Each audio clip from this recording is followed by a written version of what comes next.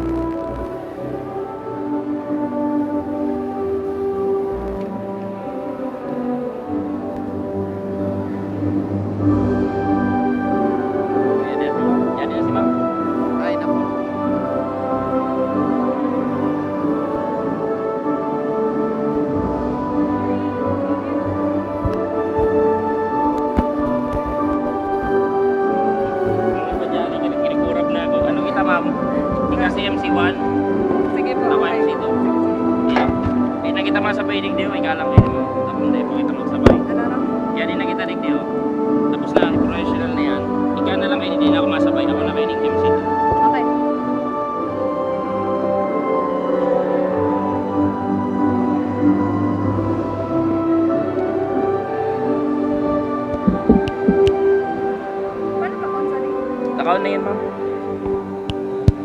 Nakaon na yan.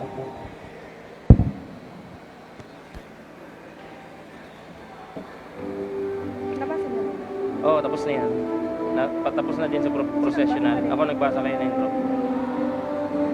Same mo yung MC1 sa MC2.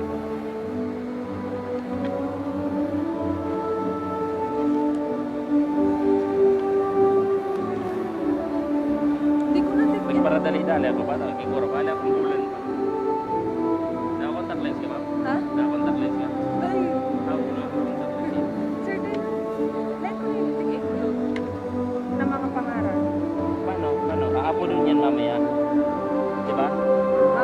Di ba aapo dun tayo mamaya? Oo, pero di ko siya tig-ikulog din sa Ay, okay lang yan.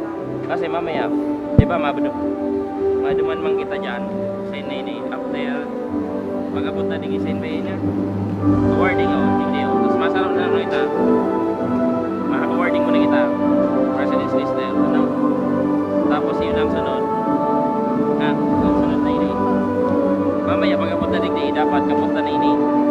Student na lang ang basa ko Sa mga pangalan. Yung yun na yun, ma'am. Sigahan na lang.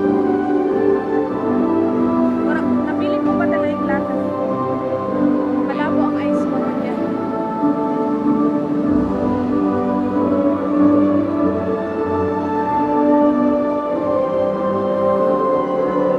May ballpen ka, sir? Yaon dyan, ma'am. Yaon dyan.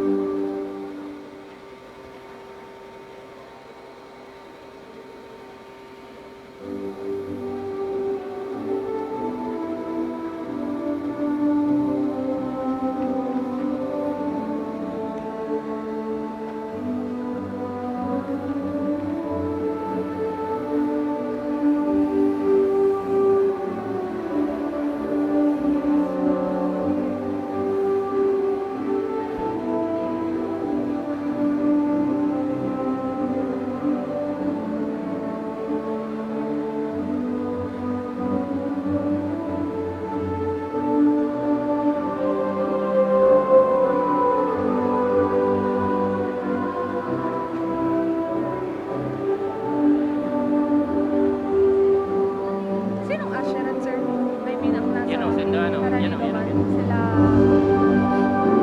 Sino yung unknown, sir? Ha? Sino yung unknown, sir? Sino Peregrino?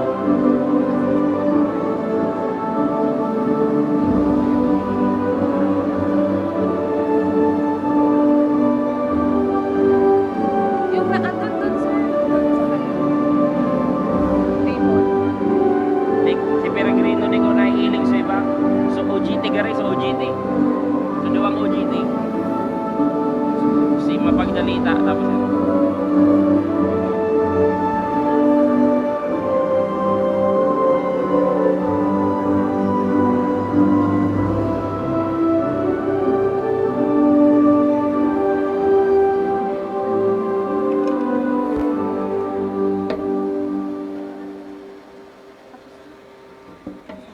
Wait lang daw, wait lang.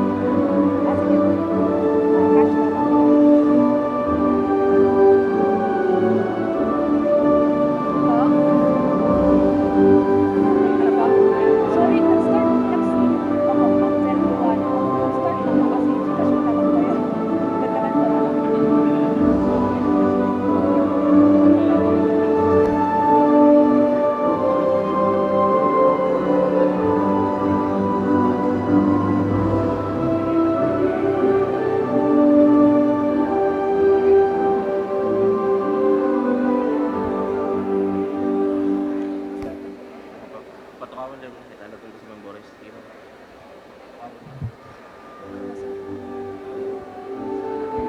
Okay, please be seated. In a while, we are going to continue with our program.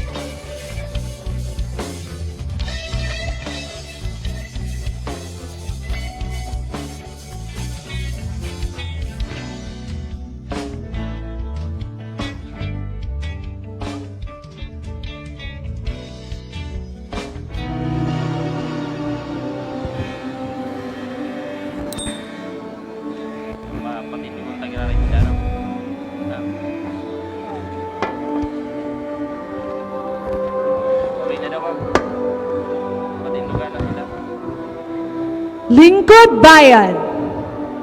Approaching the stage are the Bicol University Jesse M. Robredo Institute of Governance and Development faculty and staff headed by Dr. Rameses M. Lorino, together with the guest speaker, Dr. Susana B. Cabredo, and of course, Dr. Maria Julieta B. Voras, the Vice President for Academic Affairs. Kindly welcome them with a big round of applause. Ha?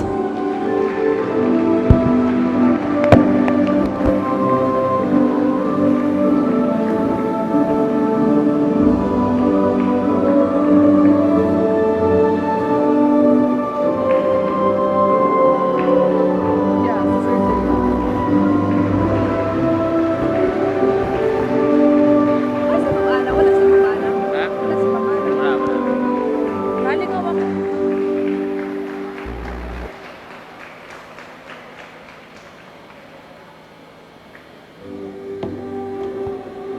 Sabi ni ma'am. Sabay yan. Sit.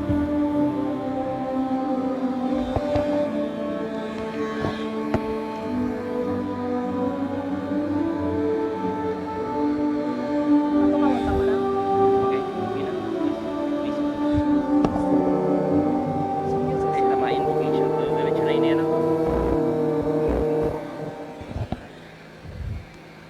Recognitions are not just all about awards and certificates. It's all about recognizing the efforts behind the sleepless nights, long study hours, and sacrifices. Education is more than just lectures. It's a tool for addressing real-world struggles. And today, we celebrate how learning has shaped our students into value-driven leaders. Let's ready to face those challenges. To the Bicol University officials headed by Dr. Baby Boy Benjamin D. Nebres III, esteemed guest speaker Dr. Susana B. Cabredo, the BUJMRGD faculty and staff headed by our director Dr. Rameses M. Lorino, our dear students and parents, welcome to the BUJMRGD Recognition Day 2026 with the theme Class of 2026, Values-Driven Workforce, Digitally Inclined Lifelong Learners. We are gathered here today to honor the achievements of our students and faculty who have shown excellence in academics, leadership, and service. Without further ado, let us remain standing for an invocation and the singing of our Philippine National Anthem through an audiovisual presentation.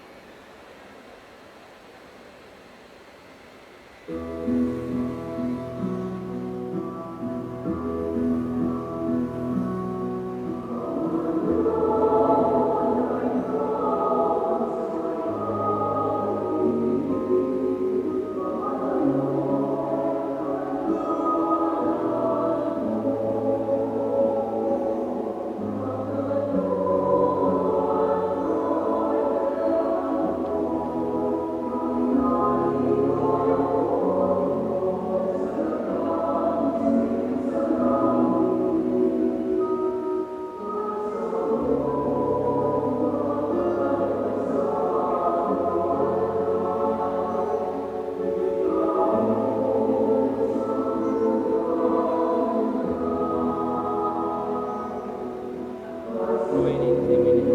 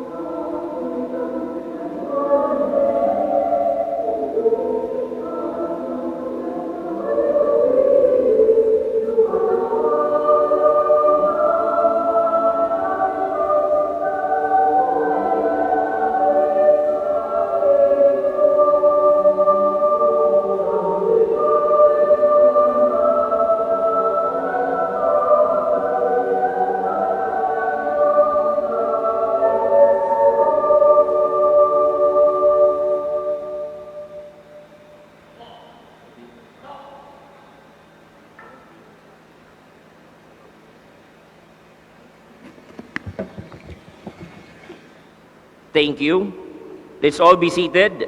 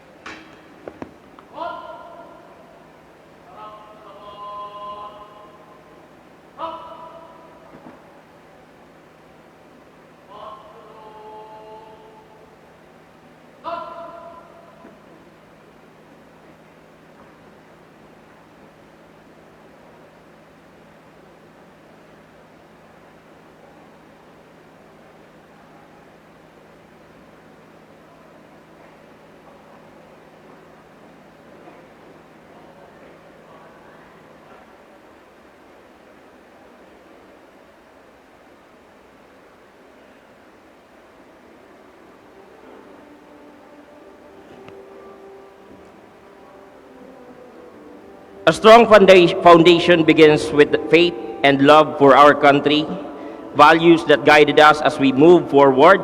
Now to officially welcome us, may we call the Associate Director of the BUJMRIGD, Attorney Maria Rachel L. Orinaria, to give her welcome remarks.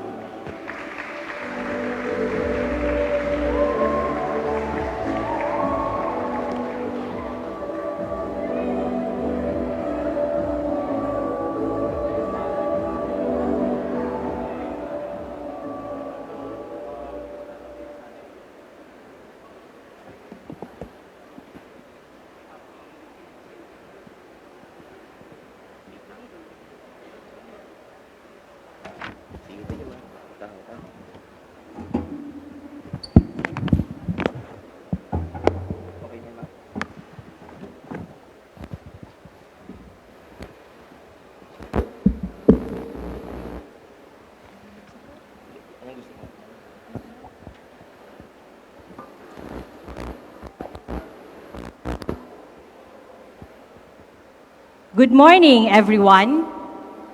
To Dr. Maria Julieta B. Bores, our Vice President for Academic Affairs of Bicol University, the members of the Bicol University Administration, the faculty, of course, of Bicol University Jesse M. Robredo Institute of Governance and Development, our distinguished guest, Dr. Susana C. Cabredo, the proud parents, and the families that feels this hail, and most especially the reasons for this celebration to the honor students and outstanding graduates and students of Public Administration academic year 2025-2026. Welcome to our recognition rites. As I look at your faces today, I don't just see names on our honors list. I see the invisible stories behind these medals. I see the nights that you have spent fueled by nothing but the hope of a better future. I see the moments of doubt that you overcome with grit. And looking at the parents in the audience, I see a year or 4 years of sacrifice, the silent prayers, and the unyielding belief that your children could reach up to this stage. Today is not just a ceremony. It is a sanctuary where we honor those stories. We are gathered here as Jesse M. Robredo Institute of Governance and Development. By standing here today, you are demonstrating the excellence, that excellence is not a destination you have arrived at, but a standard you refuse to lower. You have shown us that even in the face of pressure, your dedication to your craft remains unshakable. This year's celebration feels particularly vibrant because it marks a season of renewal. As you enter the peak of your academic journey, our institute is embracing a fresh chapter. With new leadership of your academic journey, now at the helm, there is a refreshed vision and a new energy guiding our path. It is a beautiful synergy, a new administration and a stellar batch of students, both committed to raising the bar for leadership and service. You are the first class to be honored in this new era of stewardship, and that makes this moment truly historic. Our theme for this year's recognition, Class of 2026, Values-Driven Workforce, Digitally Inclined Lifelong Learning, is a powerful promise. To be a values-driven workforce means that in a world often clouded by compromise, you choose to be the light. In public administration, your character is your most important credential. You aren't just training you, and we are not just training you to be managers. We are training you to be the conscience of our institutions. But character must be paired with competence. As digitally inclined lifelong learners, you are the bridge to a modern Philippines. You understand that technology is a tool for empowerment. But you also know that the most important thing you can learn is how to keep learning.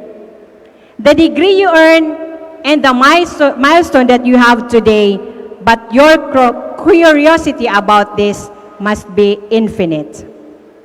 To the parents and guardians, when your child's name is called today, please know that this medal is a shared victory. Thank you for being their anchor.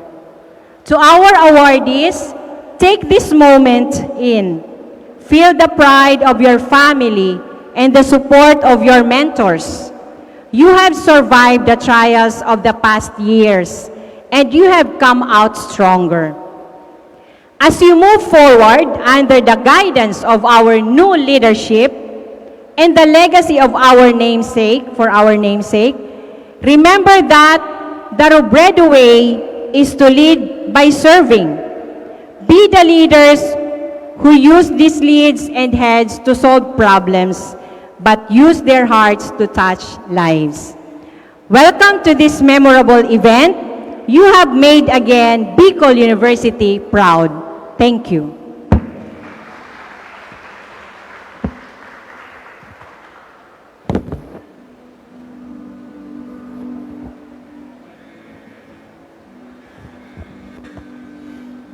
Thank you, Attorney Lorinaria.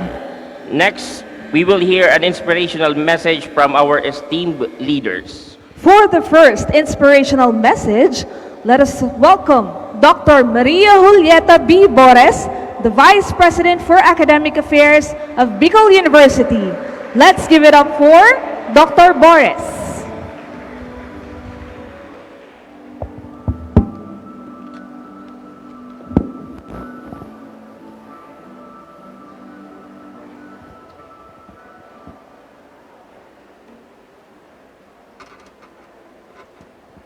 Good morning, everyone. Diyos maray na aga, magandang umaga.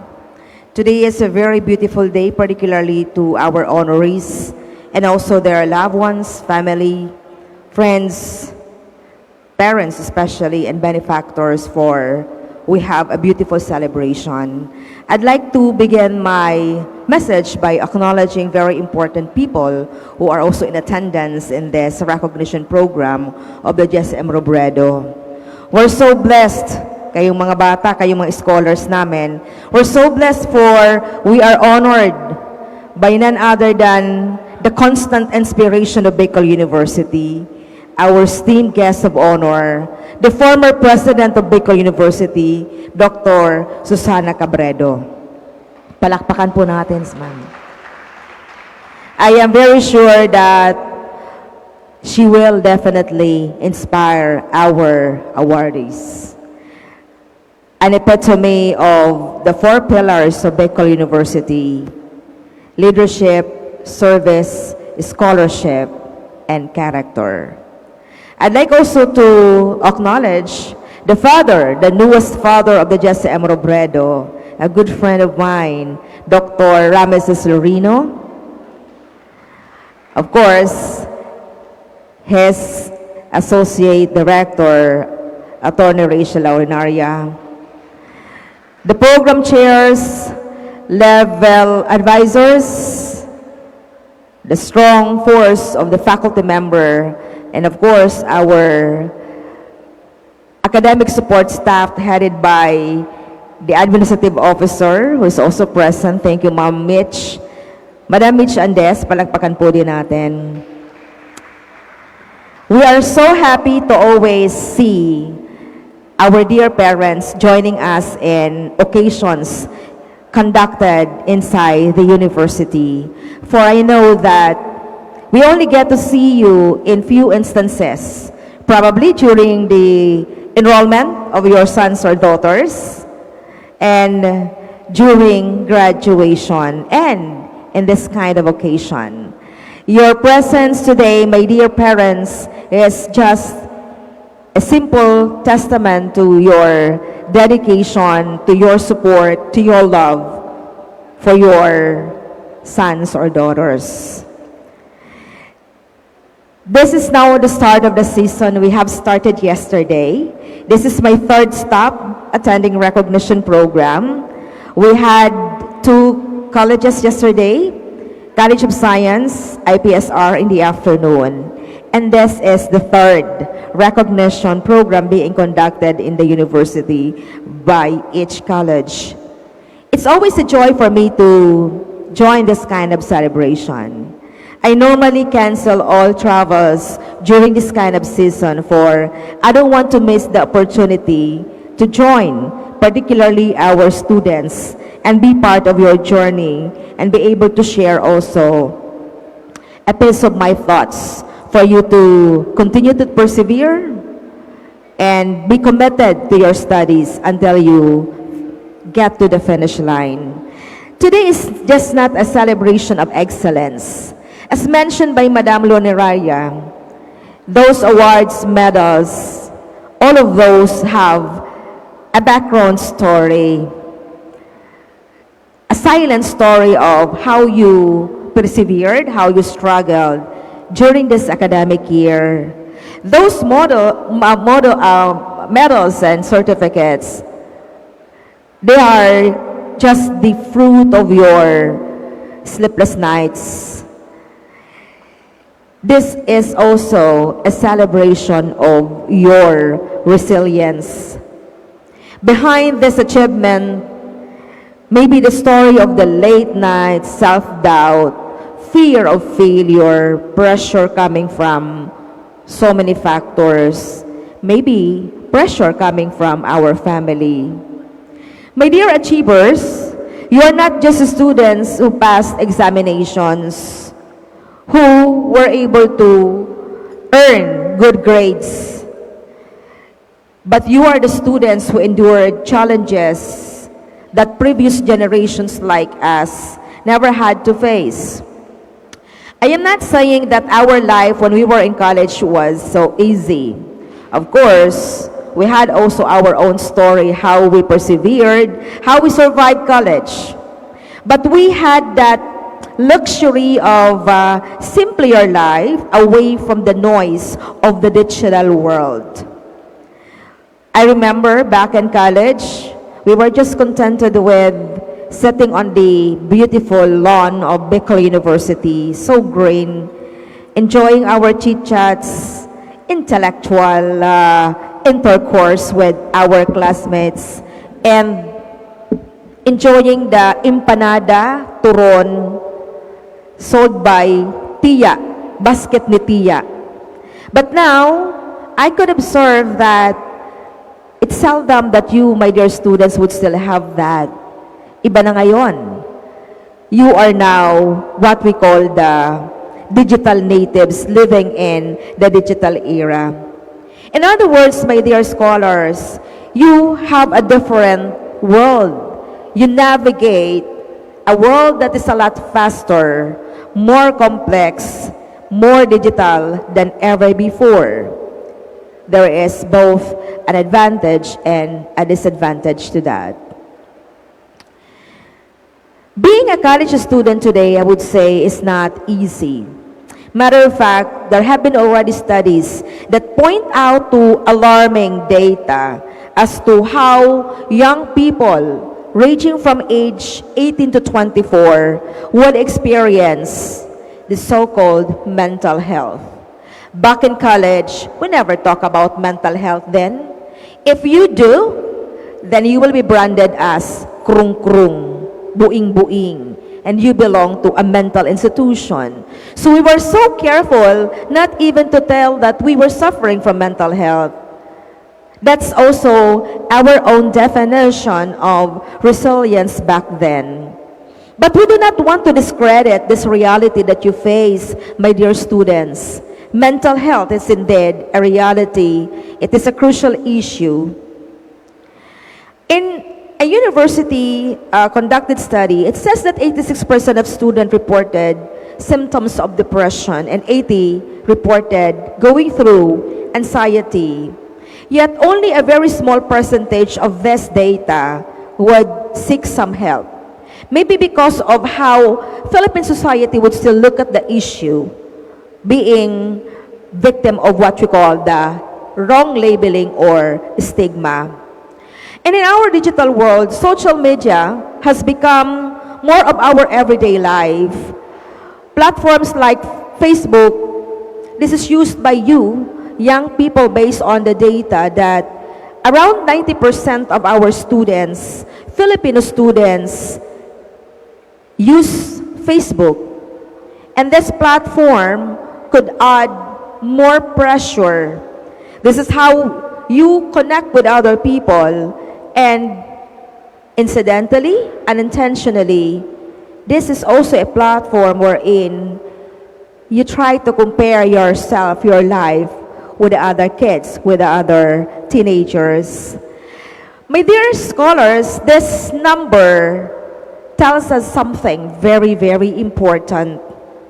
Achievement today is not just about the gauge of intelligence, but achievement is more about the strength of your character. Because many of you succeeded while managing stress, uncertainty, fear of failure, family expectations, financial constraints, and of course, the constant noise of the digital world we all live in now today. Our theme reminds us that BU scholars are not only digitally inclined, but they are also values-driven. It is true that technology can make you smarter, but values, is that what make you wiser? In the world of artificial intelligence, automation, rapid change, the most important skills are not just technical skills. I still believe the most important skills in today's world are what we call the human skills. Values that no matter how we might see it as old-fashioned, values like sipag, tiyaga, respeto, pakikipagkapwa-tao, pagtatanaw ng utang na loob, these are the guarantee to your lifelong success. They are tools for a lifelong success. Because no matter how advanced technology may be, character will always matter more than credentials, more than what you will be claiming in your resume later on when you present yourself for employment. My dear achievers, when you are seated here and about, maybe excited to come up the stage and receive your medals, you do not just represent yourself in this recognition, but you are the representation of your family, maybe the hope of your family. Maybe you are not just a representation of your family, but of your entire clan. Just recently, Sir Ram, we take seriously tracking who among you here are the first generations. Siyan sinasabi ko na, the first generation, yung mga pakikipaglaban ko ng patayan. No matter what, they have to make it to the finish line. Because these first generations, the first one in the family, whoever make it to all college, should make it to the finish line. Because that first generation student will make a great impact in the life of his or her family, and maybe of his clan. Maybe you're also the representation here of your teachers. Teachers who never wavered supporting you and believing in your potential. You are the representation of your community who looks to you as the next leaders. The next leaders with integrity. The next leader who will always uphold honesty in running the government. And you represent the future of this country and of the humanity. Remember this, our country does not necessarily need very intelligent graduates. Rather, we need ethical leaders, workers, compassionate professionals, and lifelong learners. To those who are graduating students who are also present here, your graduation is not the end of your journey. It is just the beginning. In the 21st century, knowledge changes quickly and skills become outdated. Careers are involved. In fact, there is already a study that between 2026 to 2030, there will be a lot of jobs that will be outdated. However, there will also be a lot of new opportunities that will be open to you. That is why the most important ability you can develop is not just intelligence, but the willingness to continuously learn. That is what we call a lifelong learner.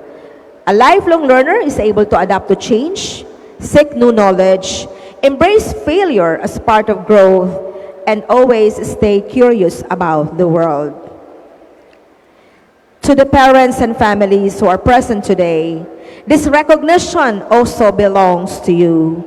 Behind every student seated here is the family who continuously pray, support, do a lot of sacrifice, and believe in their sons and daughters. Your love, patience, and encouragement made this moment possible. And we just do hope that you continuously support your children. Mga BUenyo, you are a living proof that excellence is possible even in difficult times. We listen to you. Ang daming mga nagaganap like the oil crisis that prompted us, that compelled us to again adopt another modality. I know that not all of you would support the online classes. We listen to you, but that's part of the austerity. We need to be practical. And that sudden shifting of the usual on-site, I know, discomforted you, inconvenienced you, particularly those who may not have enough resources to sustain an online class. We do have the data. That's why, my dear students, please consider seriously submitting your updated profile of the students every semester. We track the students. Ilan bang percent ang aming mga estudyante ang may access to unstable internet? Ilan bang percent ng mga estudyante namin ang may access sa gadget that will enable them to continue learning during online modality? We do listen to you. And so, those part of your struggle, hindi maiwasan. And that struggle is not only felt by our students, kasabay na po ang ating mga teachers. So I'd like to end my message by just giving you my sincerest congratulations for you made it to this day. Palakpakan po natin ang ating mga sarili. This may be a small group, Ma'am Sir Ram, ano? That doesn't mean na kaunti yung matatalino sa GSM Robredo. May you continue to persevere and serve also as an inspiration to the rest of your fellow students. My dear scholars, continue to be values-driven, to be digitally capable, and embrace being a lifelong learner.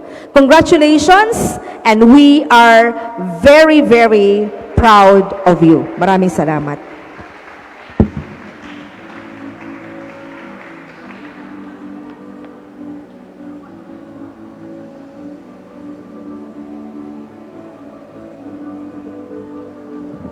Thank you so much, Dr. Boris. Truly, recognition is not just about celebration of excellence. It's all about how you persevere and survive the struggles of being a college student. Indeed, Dr. Boris's word reminds us that education is not just about grades. It's about shaping character and resilience. At this juncture, to introduce our guest speaker, may we call on the director of the Bicol University Jesse M. Robredo Institute of Governance and Development, our dynamic director, Dr. Rameses M. Lurino.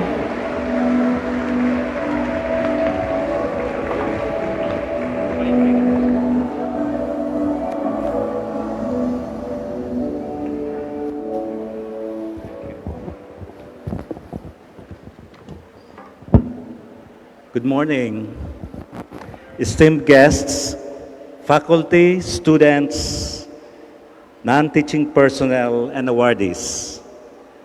Today, we assemble to celebrate excellence and the remarkable achievements of our students, recognizing their diligence, commitment, and perseverance. We are honored today by the presence of my former supervisor and mentor. At Bicol University, she served as Dean of the Office of Student Services Student Affairs and Services, and the College of Arts and Sciences, where she was recognized as the university's most distinguished dean.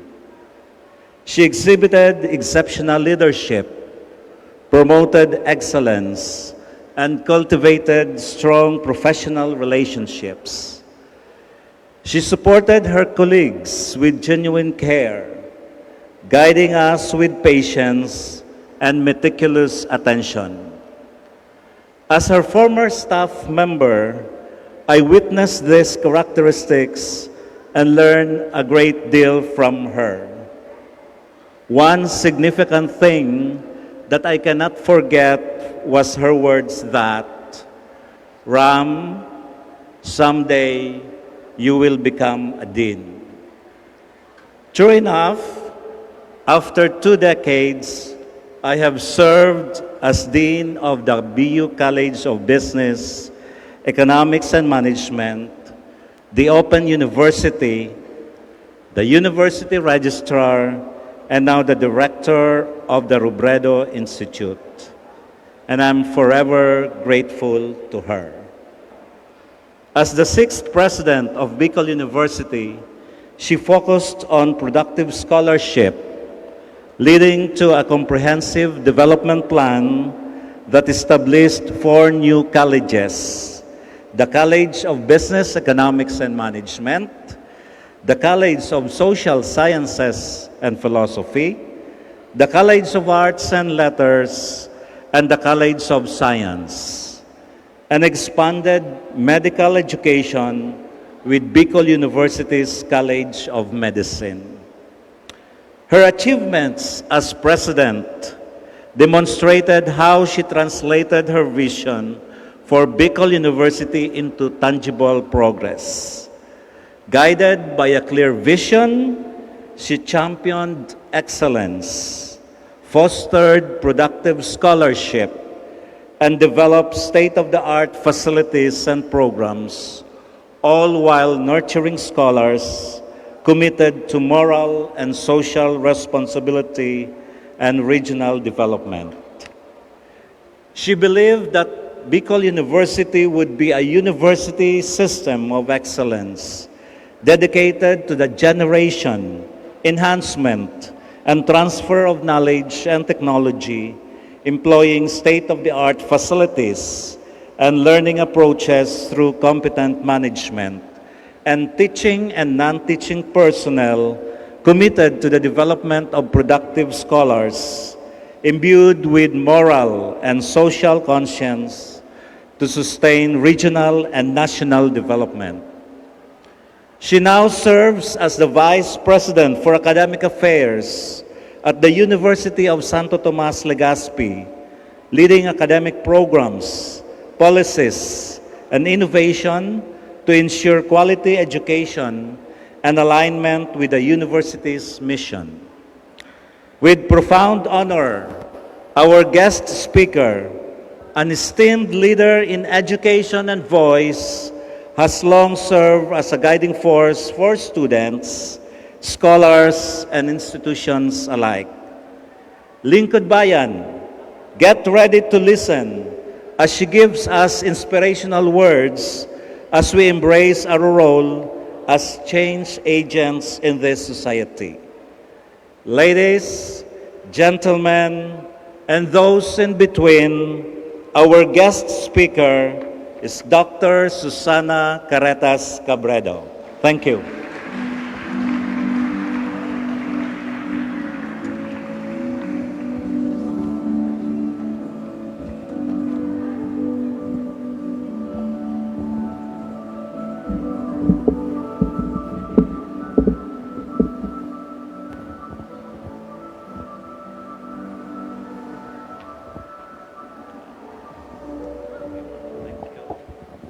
Thank you, Ram. Upon arrival, your question was, "Thank you for coming." And my response was, "How could I not come?" So thank you very much, Ram. How are you all? Are you good? Are you happy?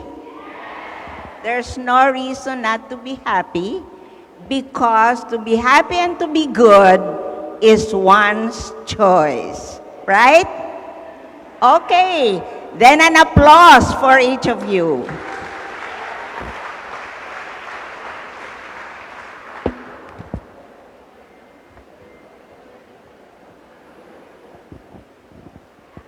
I would like to address even the president who's not here, because I know he is here even in his absence. And of course, Vice President, Dr. Juliet, Director Ram, Associate Director, where's attorney? Now I would like to be calling the roll.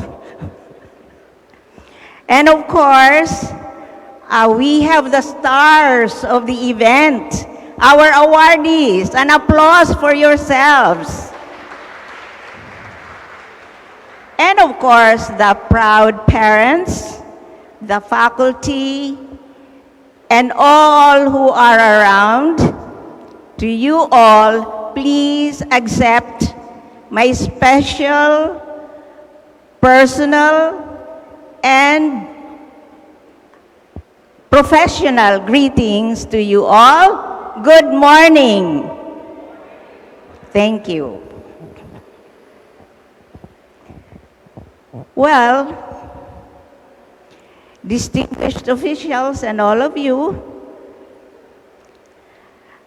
esteemed faculty, of course, as I said, and all of the graduates, it is a privilege to be here with you today.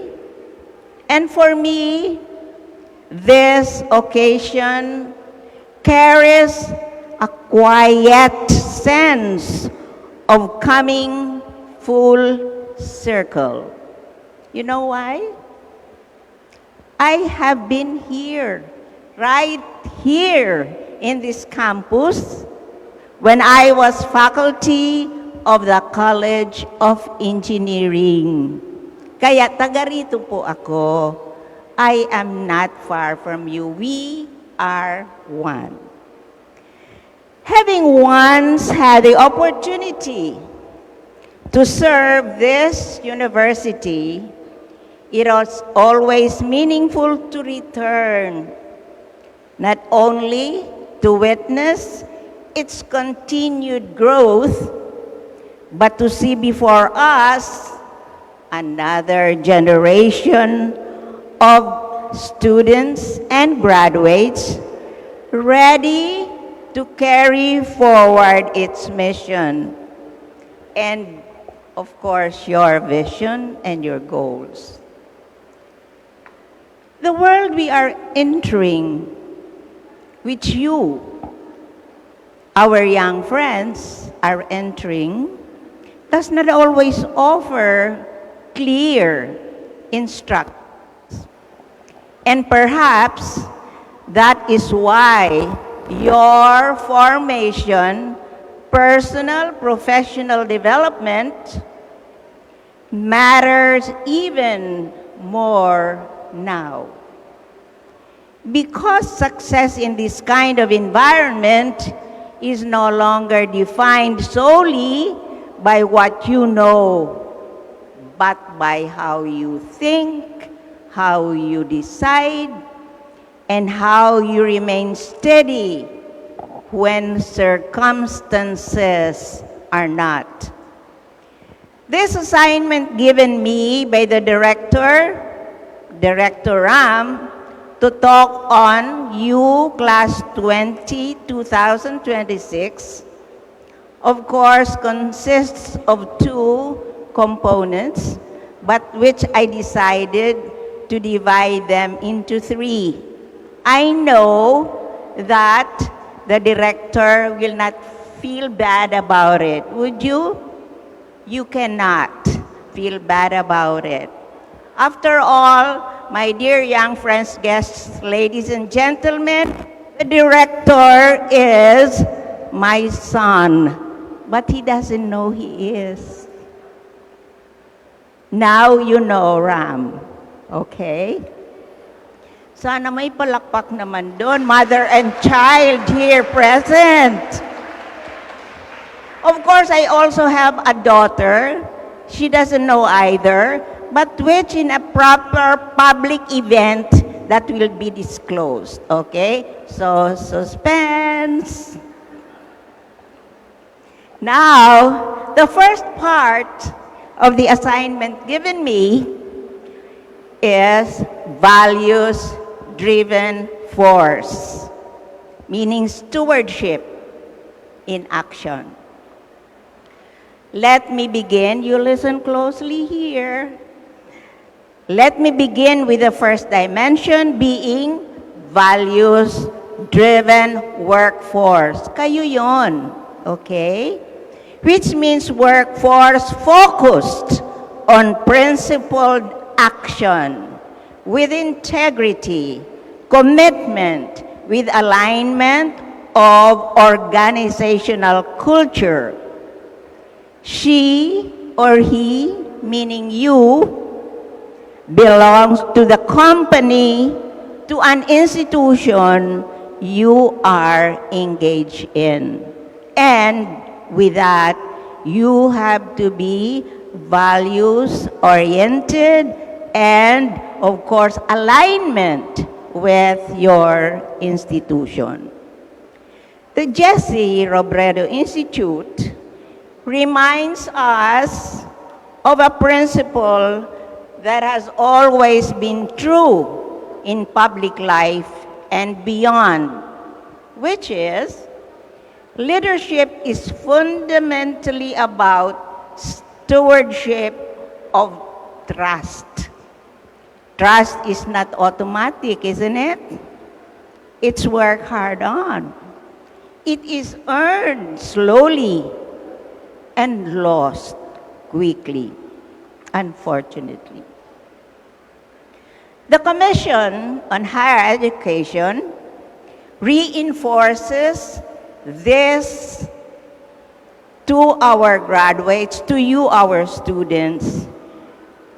It emphasizes on outcomes-based education, the OBE, which we hear, where you graduates are expected not only to demonstrate competence, but also ethical responsibility and social responsibility, social accountability. And this is where we connect education to society in its most meaningful form. Because in the real world, you will discover, my dear young friends, that many decisions are not straightforward. You will be asked to act under pressure, sometimes with incomplete information, sometimes with competing interests, and sometimes with no perfect answer at all. In those moments, technical skill will help, but it will not be enough. Even if you are excellent in that technical skill, that is not enough to make a decision. What will gather you more consistently is moral compass. And what do we mean by moral compass? Your principle of right and wrong behavior, goodness of virtue. Over the years, one lesson becomes clear with experience. Institutions do not usually fail because people are incapable. Hindi yan ang cause ng failure. They weaken when integrity is compromised slowly, quietly, and sometimes unintentionally. That is why values matter. Values, my friends, not as slogans, not as statements, but as a daily practice. Because credibility is not something declared once. It is something built repeatedly through decisions made even when no one is watching. You do not decide to be good only because somebody is watching, but you decide to do good even when no one is watching. And the second component of the theme is digitally inclined. Navigating a rapidly changing world, we are living in a time where digital transformation is no longer a future concept. It is the present condition of nearly every, if not all, profession. Artificial intelligence, data systems, digital communication platforms, these are now embedded in how institutions operate, how decisions are made, and how services are delivered. Digital education is not something that you are not familiar with. In fact, the Commission on Higher Education has recognized this reality by strengthening policies and innovation, flexible learning, and digital readiness in higher education. Globally, organizations such as the World Economic Forum continue to emphasize that the future workforce, kayo yon, must be equipped not only with technical skills, but also with adaptability, analytical thinking, and of course, digital literacy. But let me add an important qualification. Being digitally inclined is not simply about being technologically skilled. And this, in fact, was earlier clarified by, of course, Vice President Juliet. And thank you very much, Juliet. Mahinang palakpak. Okay, that's a thank you. Thank you again, Vice President. It is about discernment, judgment, insight, perception. It is the ability to distinguish reliable information from misinformation. It is the ability to use technology not only efficiently but responsibly. It is the ability to understand that not everything that can be automated should be automated. Not all. You have to be selective and decide which would qualify for that. In today's environment, access to information is no longer the challenge. It's not, because it's everywhere. The challenge is judgment. And if we are honest, I will repeat and you listen. If we are honest, technology will continue to evolve faster than any of us can fully master it. Just when we become comfortable with one system, another one emerges, correct? Yes.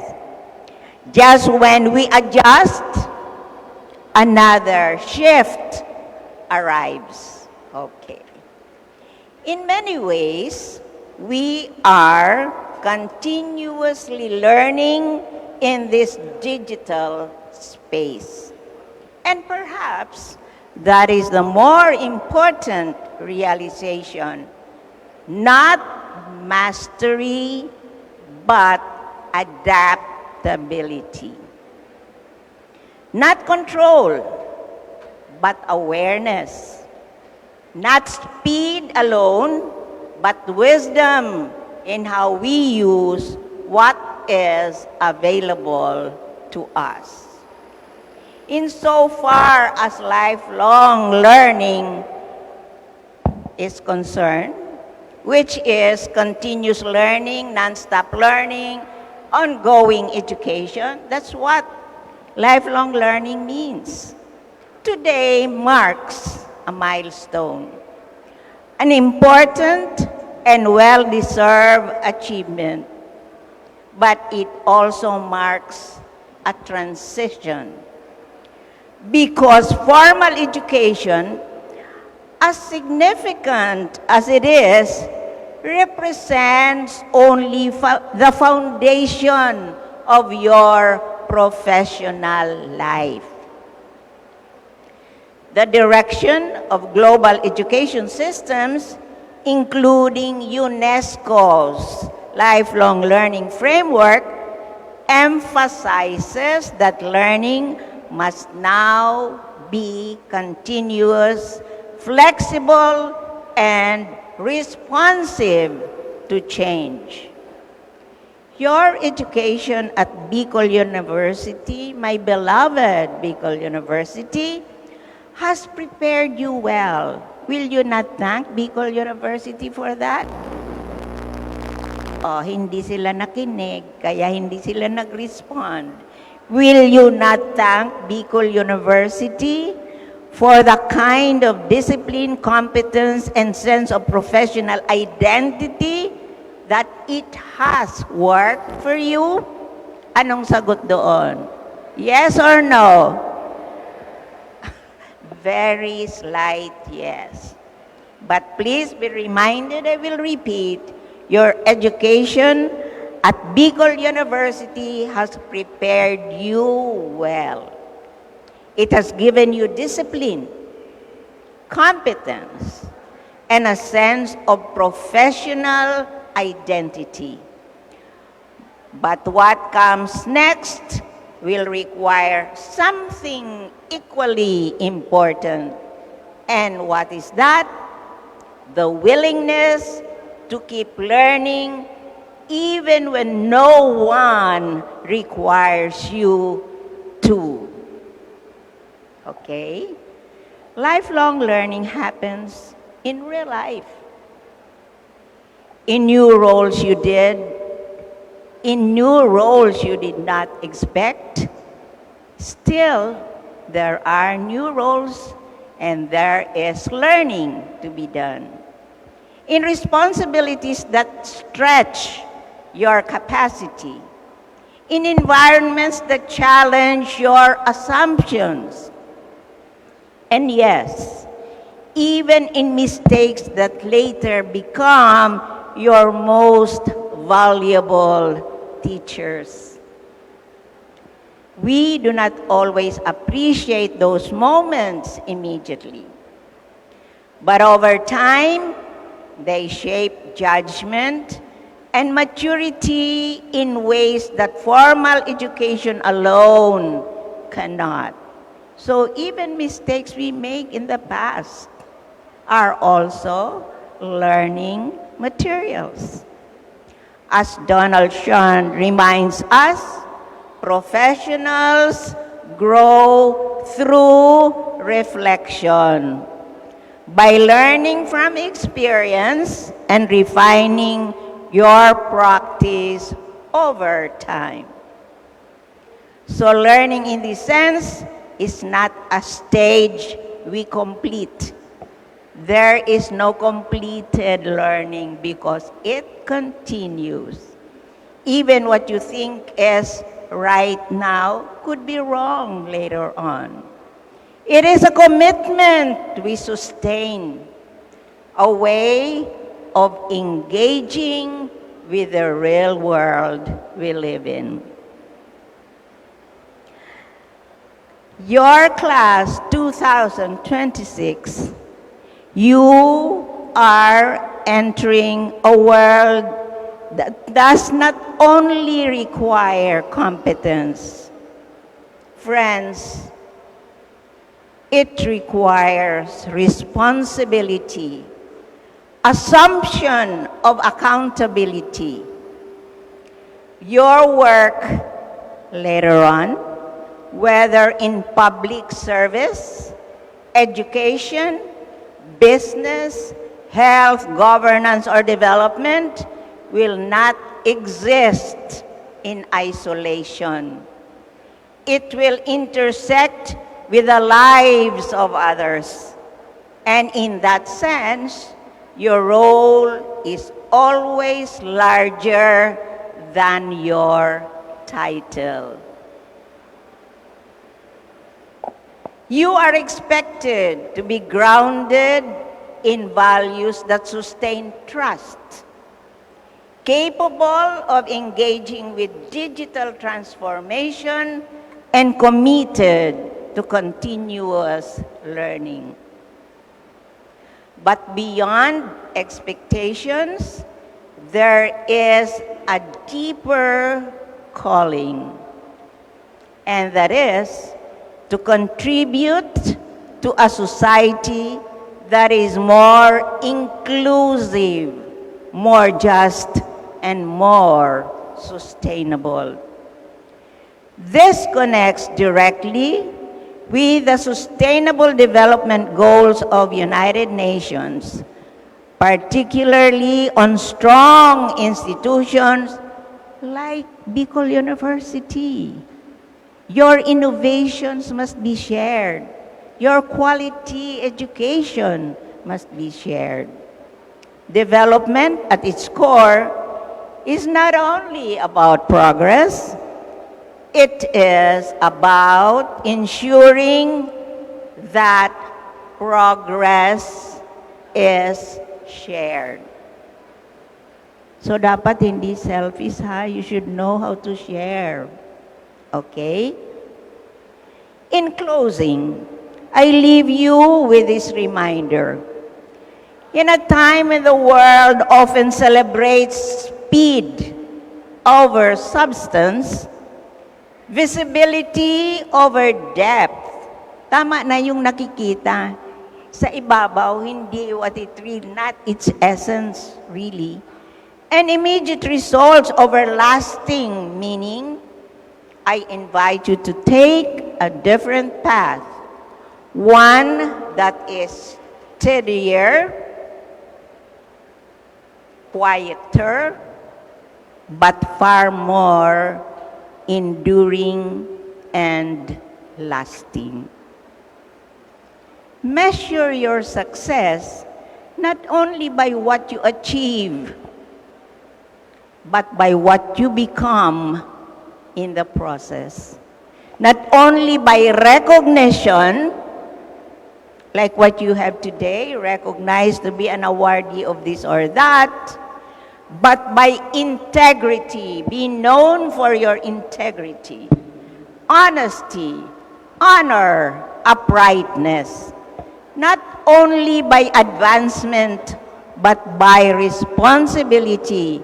Not only by accomplishment, but by purpose. Be professionals who remain steady when circumstances shift. Be leaders who choose what is right, even when it is not convenient. Be citizens who understand that your work is never only about you. It is likewise about others. And when you find yourselves in moments of uncertainty, as every professional inevitably will, do not rush to the easier answer. Return to what grounds you have been. Return to your principles. Return to your discipline, to your sense of responsibility.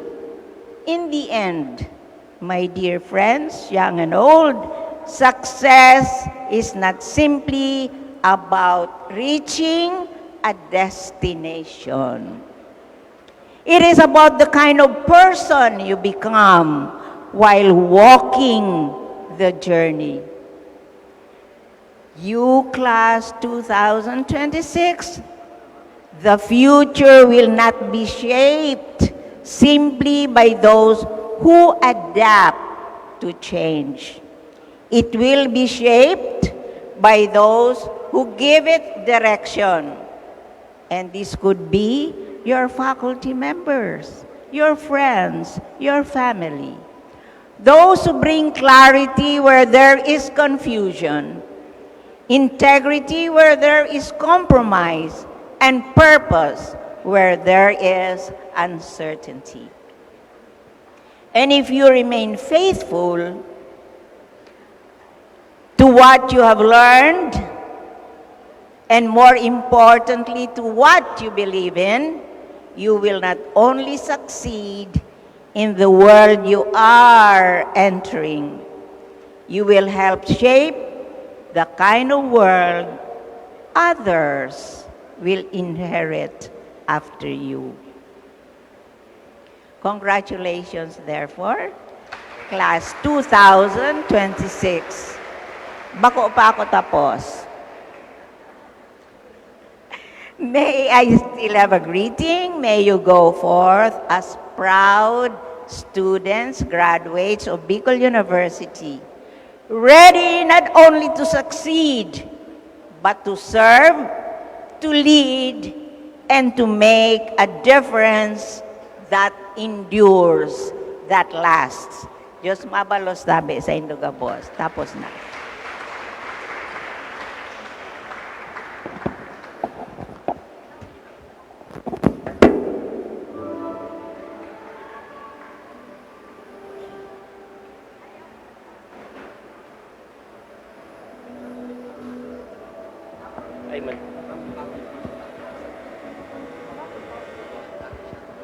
Okay, thank you, Dr. Robredo. I remember Dr. Robredo is also our former dean at the UST Graduate School.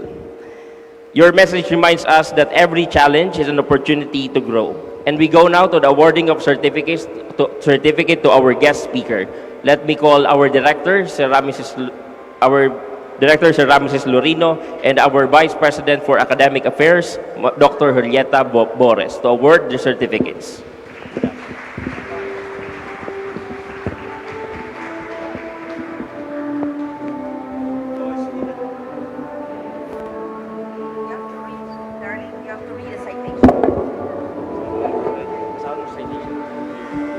Thank you, Dr. Robredo. Your message reminds us that every challenge is an opportunity to grow. Now, to read a certificate of appreciation, the Bicol University Jesse M. Robredo Institute of Governance and Development hereby presents this certificate of appreciation to Dr. Susana C. Robredo, the former Bicol University President and the Vice President for Academic Affairs of the University of Santo Tomas Legazpi, resource speaker, given this 29th day of April 2026 during the conduct of the BUJMRIGD Parangal 2026 with the theme Class of 2026 Values-Driven Workforce, Digitally Inclined Lifelong Learners at Bicol University College of Engineering, Gymnasium, Bicol University East Campus, Legazpi City, Albay. Let's give Dr. Robredo a big warm of applause.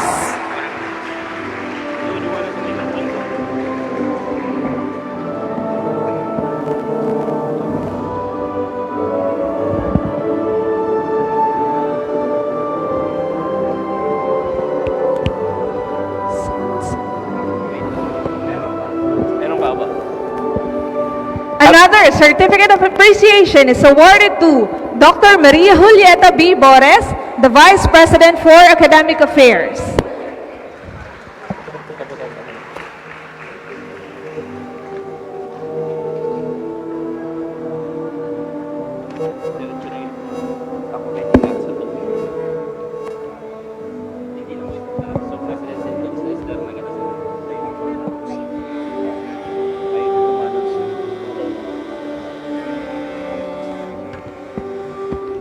Thank you so much, Dr. Maria Julieta B. Bores and Dr. Robredo. Let's give another big warm of applause.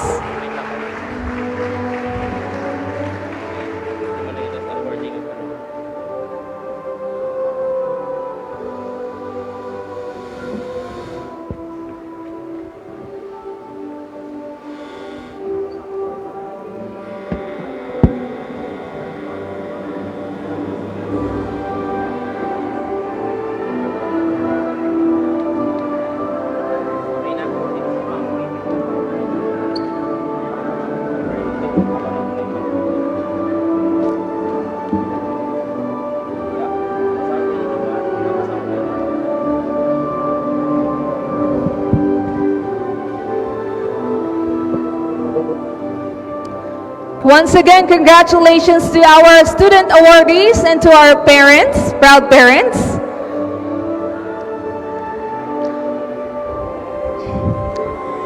In a while, we will be moving to the highlight of today's program, which is the awarding of certificates.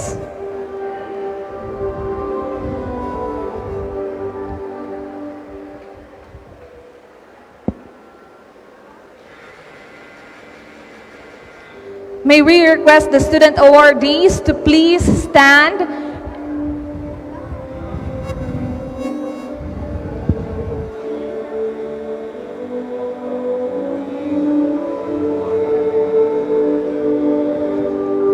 Please fall in line together with your parents at the left wing of the BUCENG Gymnasium. Now, we move to the highlight of today's program, the awarding of certificates. May we call on Dr. Rameses M. Lorino, the Director of the Bicol University BUJMRIGD, together with Dr. Boris, the Vice President for Academic Affairs of Bicol University, to award the certificates to our student awardees.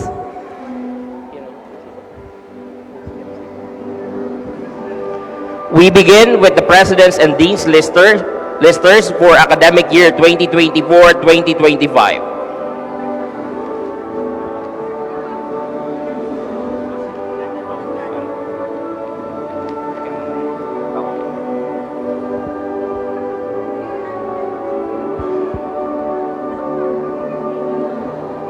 The President's listers for academic year 2024-2025. Let's give a big warm of applause to Bachelor of Public Administration, third year, Mr. Justin David B. Reynoso.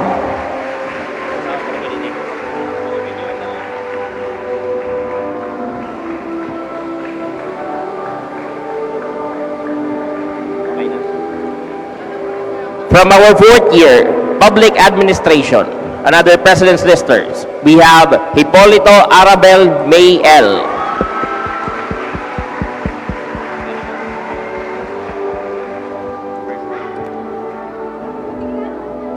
Once again, congratulations to our President's listers. For first semester, academic year 2025-2026, we have Bachelor of Public Administration first year students. Sheer Demi Ross R. Alegre. Angelica Angelita Lloyd John F.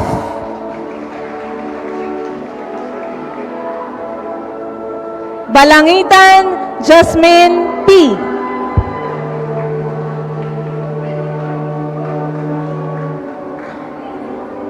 Bolaños Angelo J.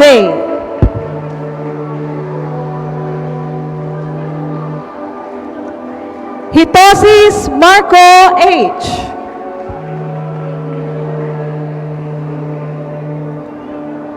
Christine Joy Monte.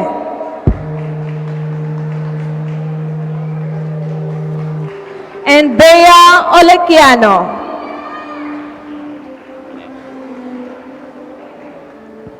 From our third year, Bachelors of Public Administration, we have Araw Lebron James A.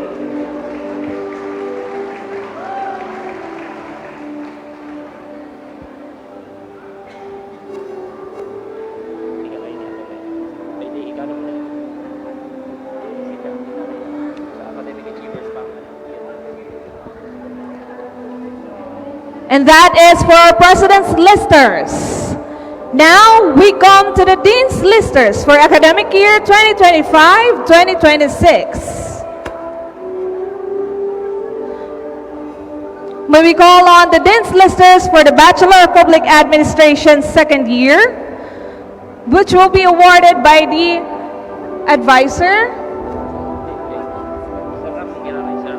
together with Dr. Lorino and the Vice President for Academic Affairs, Dr. Boris. Once again, the Dean's Lister, Abelinde Mac Carlos M.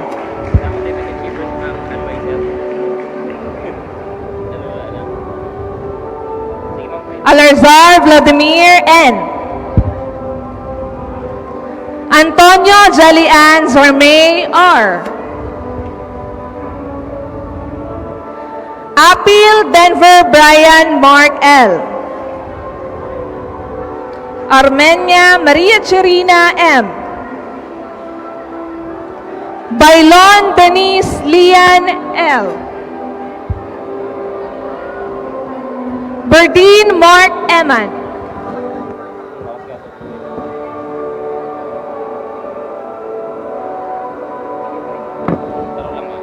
Castañeda Abigail L.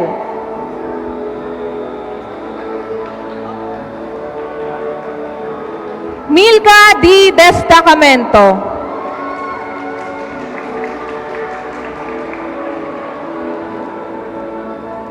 Falcon Erika G.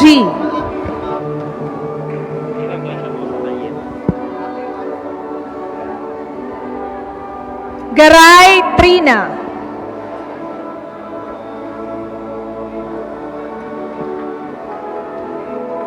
Gonzales Arian G.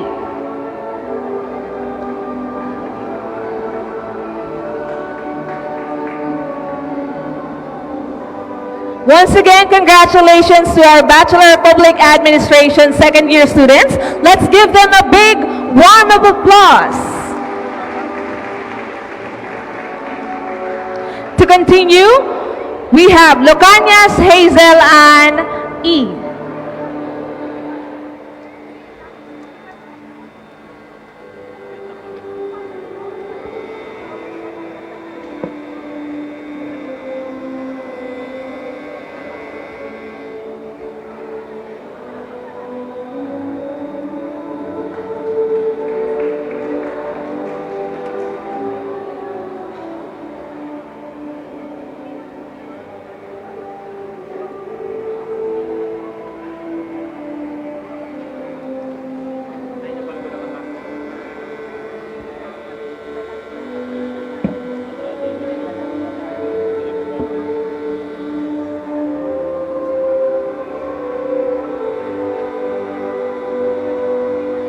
Congratulations on your well-deserved recognition, our Bachelor of Public Administration second year students. Ako na sa third year. Natapos ka na. Another Dean's Lister, Miss Alier Angel L.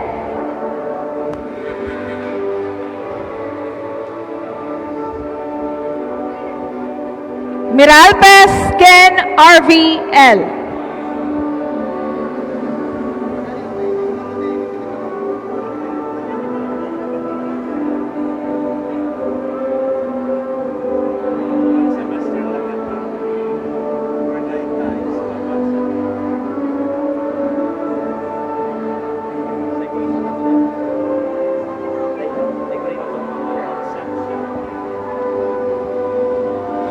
Once again, Ken Beralpes, RV.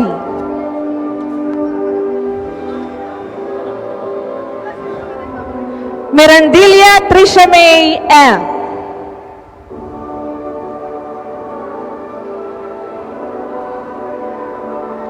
Openia Joffrey Nicolas, L.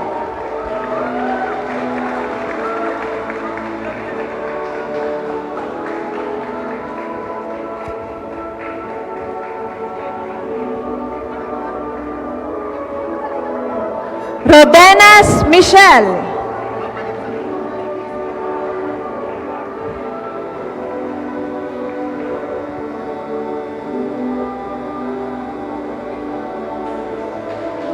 Charmy and Sigalat.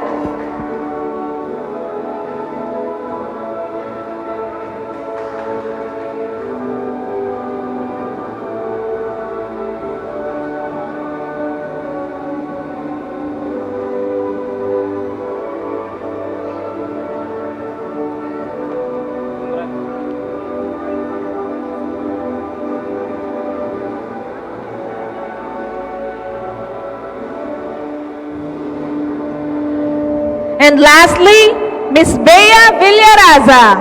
Once again, congratulations, Bachelor of Public Administration, second year students, Dean's Listers for academic year 2025-2026. Now the Dean's Lister from our third year Public Administration.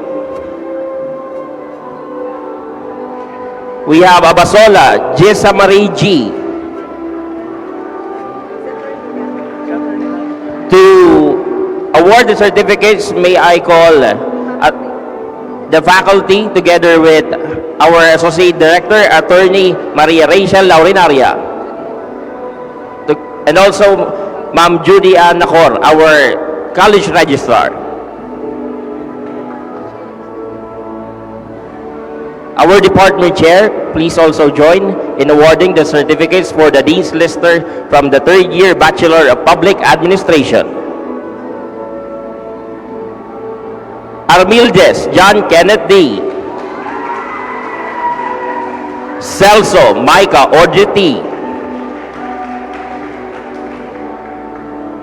Clemente Lance G.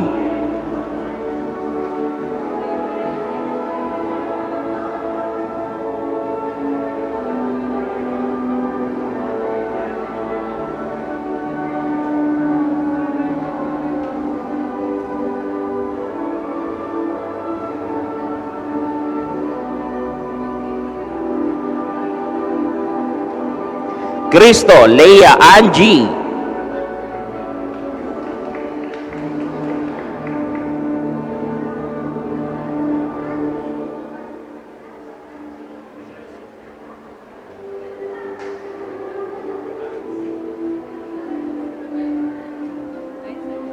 Congrats. Solo ka?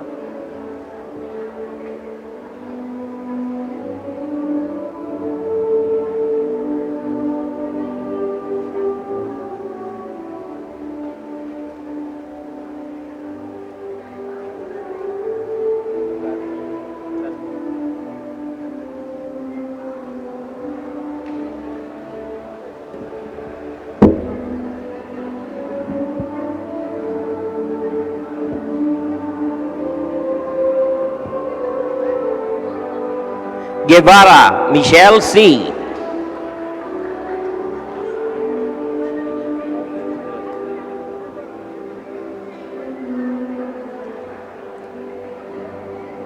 Gutay Jedwayne Marie R.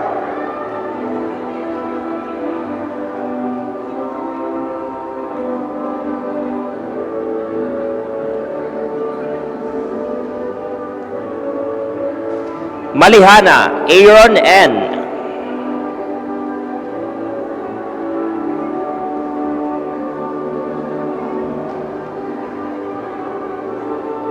Malines Josh Frenzel J.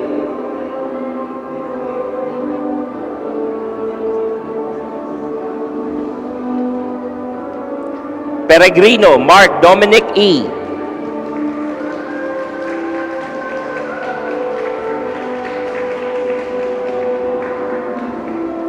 Tiano Mark Tristan N.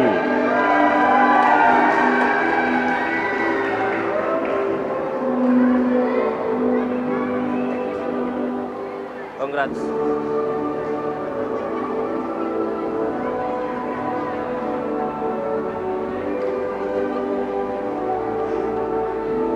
Ramirez Jenna Paula V.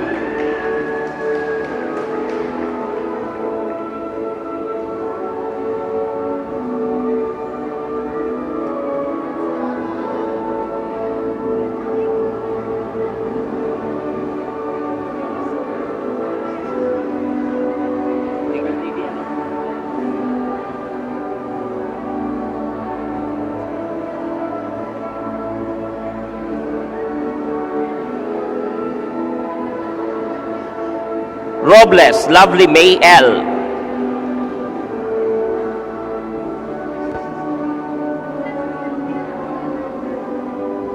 Rodriguez Nestle G.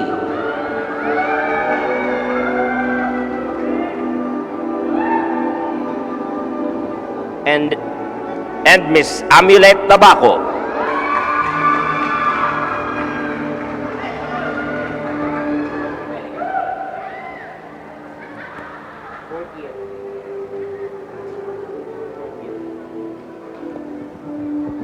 For our fourth year, Bachelor of Public Administration, Dean's Listers, Esperanza Bobby A.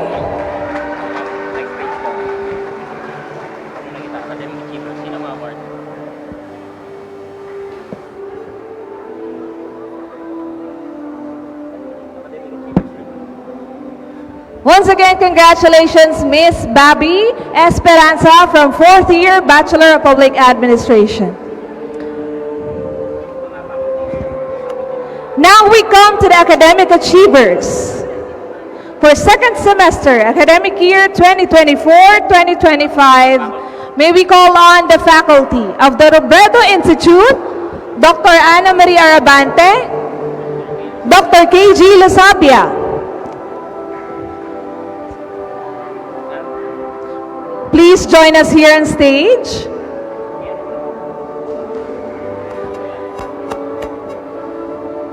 Abeliano Adrian N.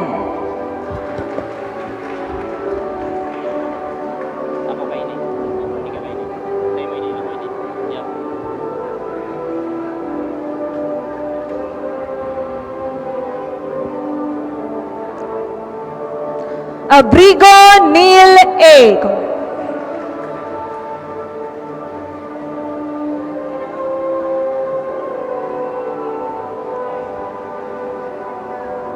Capis Nika.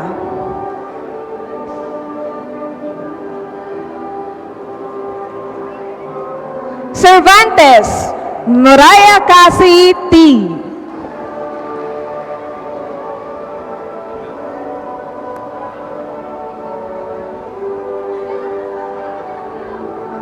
De La Rosa Candy S.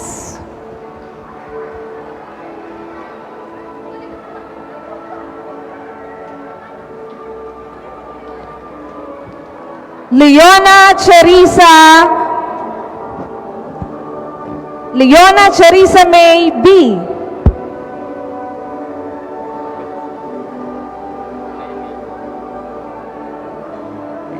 And Tripulca Melchi D.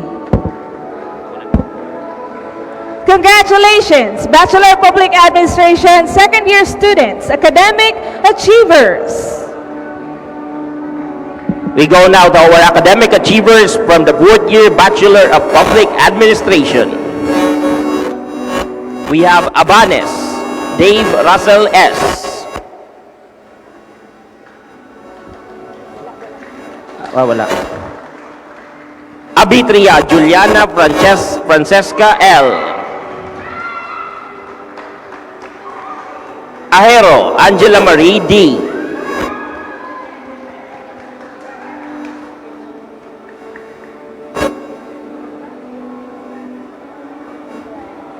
Albaño Princess Elgin B.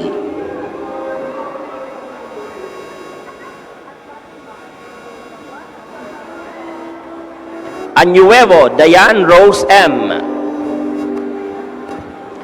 Antones Tricia Nicole O. Armario Marte Godini B. Astillero Sandara S.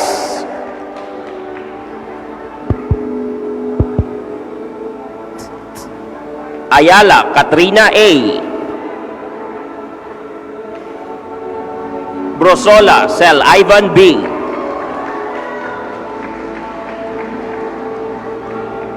Bulawan Leonard.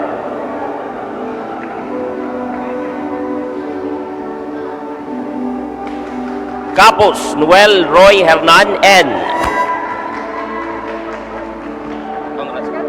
Congrats po. Castillo Jessa May C.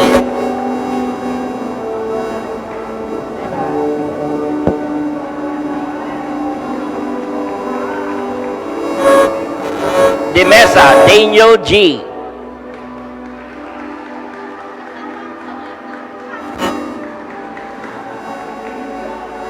Duran Nicole D.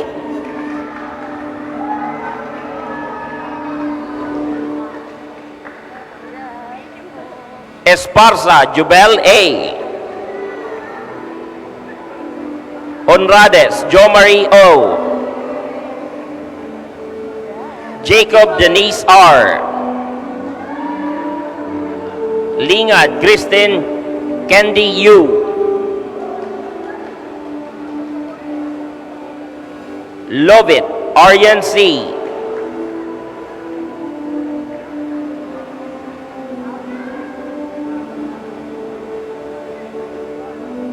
Marantal Joshua P. Marceliana Sherilyn M.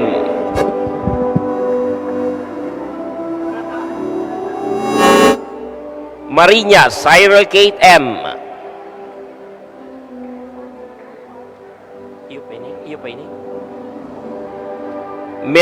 Miranda Pauline L.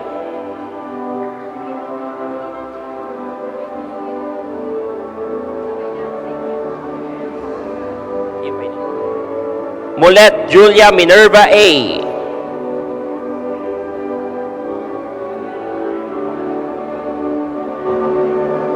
Muhar Genriv B.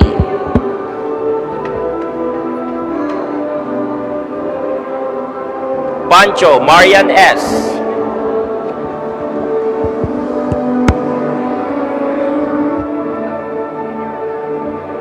Peñalosa Rena L.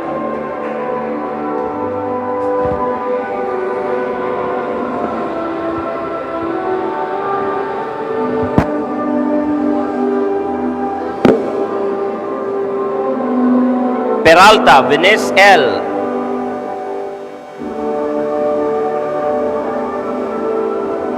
Rañola Jose Alfredo S.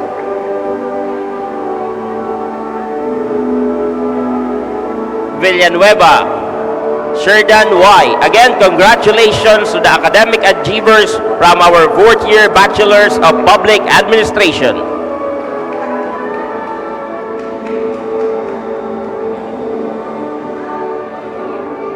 We now move forward to the academic achievers of Bachelor of Public Administration first year for first semester academic year 2025-2026. May we call on Dr. Mrs. M. Lorino, Sir Neil B. Hugo, and the College Registrar, Ma'am Judy Ann Nacor. Tama, ma'am.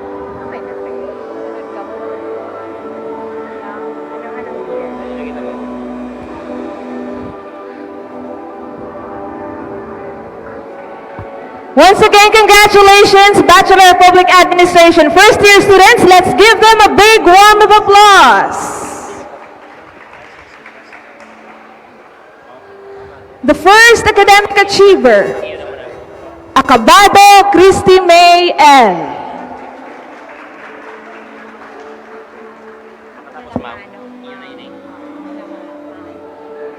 Arimado Jessica Faith C.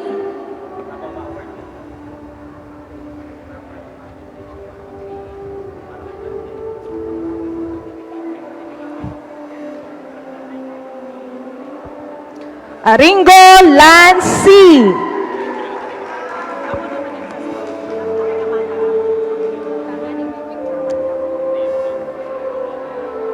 Bacuño Princess Liana Denise B.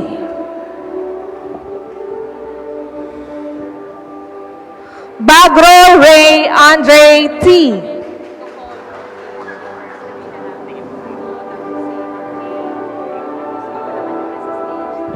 Baldon Edreline E.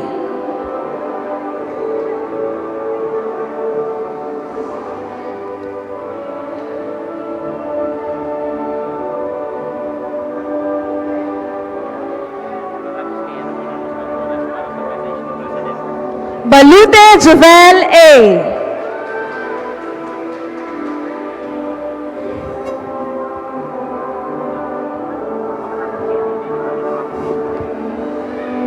Message muna ni President. Baronia Maria Earlyn T.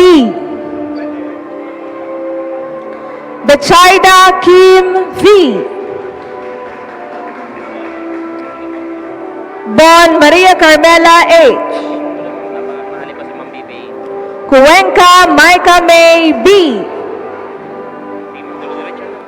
De Los Santos Eliza V.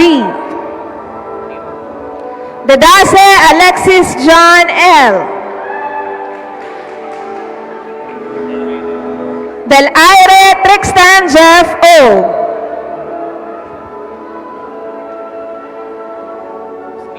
Espinas Miles Angelo M. Formento Samantha Miles R. Frivaldo Jana Monet T. Garilao Andre F.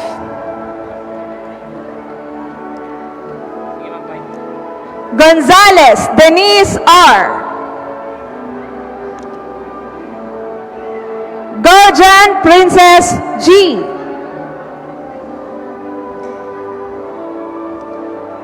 Hubila Seth Johnson G. Labo Faith Pauline J. Lazarte Andreline Joy T. Lirio Marifer B.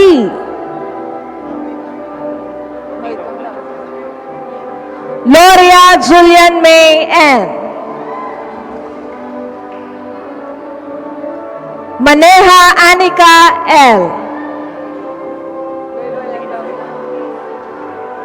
Manila Nash Stephen M. Manuel Edsel Clark C. Marasigan Grazel B. Mejos Jimuen E. Mendoza Claire P. Monsalve Antoinette Mizzy L. Nace Mike L. Nasol Jocelyn R. Olivario Micaela M. Perolino Maria Cari A. And lastly, Ticoy Lizelle B. Once again, congratulations, first-year Bachelor of Public Administration academic achievers for academic year 2025-2026. A big round of applause, please.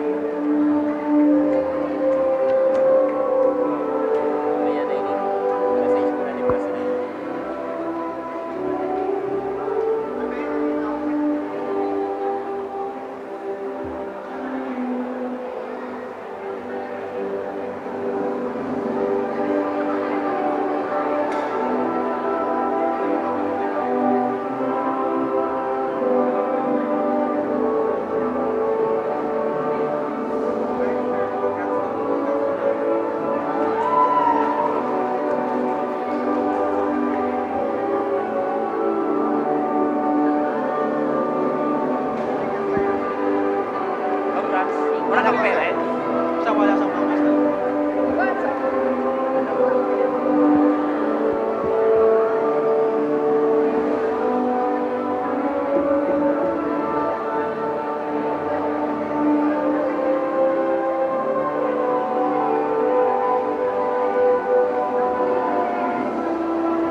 Oh, this the guy. Sila ano?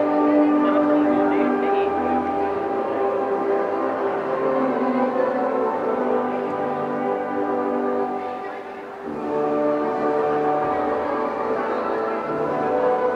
Congrats. Ha?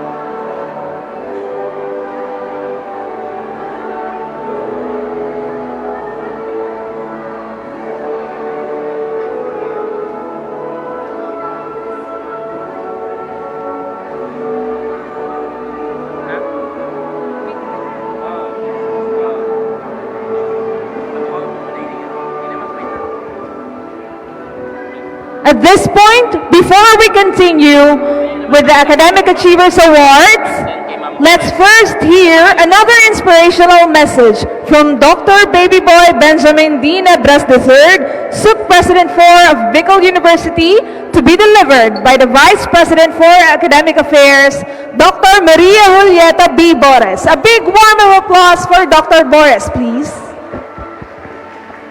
Yun na yun eh. Ako na.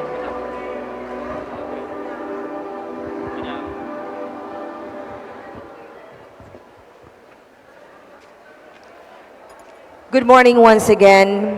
Our beloved President could not physically join us in this occasion this morning, for he is attending an equally important event in Metro Manila. He was called to attend an urgent meeting at the Commission on Higher Education in Diliman, Quezon City. And so, he would like to convey his message of congratulations to our achievers, which I take pleasure to read, to deliver to you. To our Dean, Associate Dean, members of the administration, distinguished faculty, staff, students, and honorees of the GSM Robredo, parents, guests, good day to all. Today, we gather in recognition not only of achievements, but of values and principles that sustain our university community. This program, with its theme values-driven workforce, dignity-inclined lifelong learners, reminds us that true excellence is measured not only by skills and accomplishments, but by the character and dignity which we live and serve. A values-driven workforce is the cornerstone of a strong institution. It is a hallmark of a university for humanity. It is through integrity that we earn trust, through resilience that we overcome challenges, and through compassion that we create a meaningful impact. At Bicol University, we believe that education is not confined to classrooms. It is a lifelong journey of learning, guided by the values that shape us into responsible citizens and leaders. To our honorees, your recognition today is more than a celebration of success. It is a testament to your commitment to uphold values in your work and in your lives. You inspire us by showing that achievement is not about reaching goals, but about pursuing with honesty, responsibility, and respect for others. To our faculty and staff, thank you for embodying these values daily and for modeling dignity in both teaching and service. To our parents, guardians, and benefactors, thank you for striving to give better options to your children, our students, who are able to reach this day because of your sacrifices and generosity. To our students, may this recognition program encourage you to see values as your compass, guiding you toward meaningful careers and lives of services.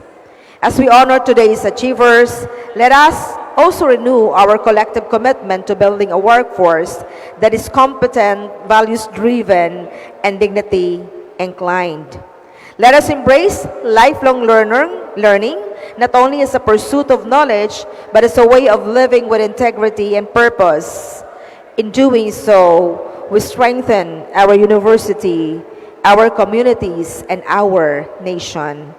May your example continue to inspire us to live by values that uplift, empower, and transform, always driven for humanity and in the service of humanity. Diyos mabalos. So there you have it, my dear honorees. The message of our beloved President, Dr. Baby Boy Benjamin Dinebres. Maraming salamat.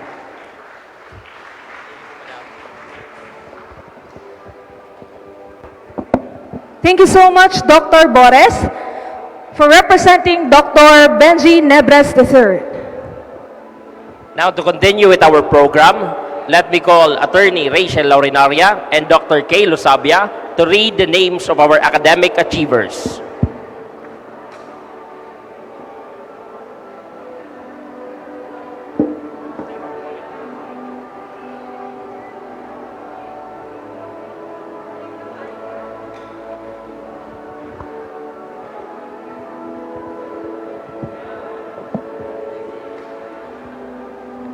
For Bachelor of Public Administration second year, academic achievers, we have De Los Reyes Thea Nicole L.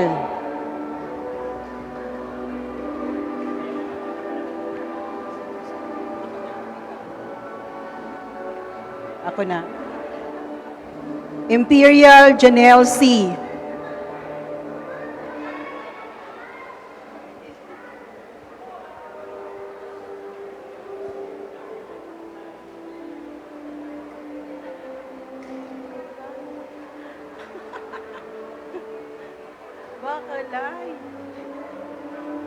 Listana Jehan P.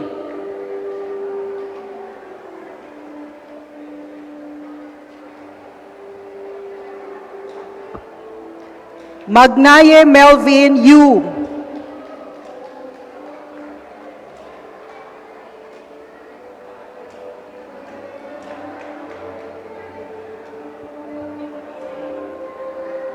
Nas Rainier V.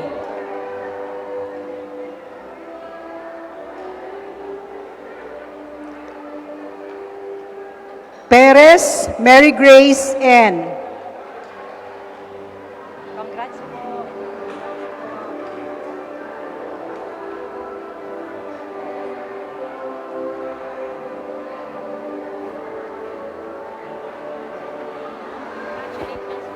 Congrats po. For Bachelor of Public Administration third year, Albanyo Howell John Edgar B.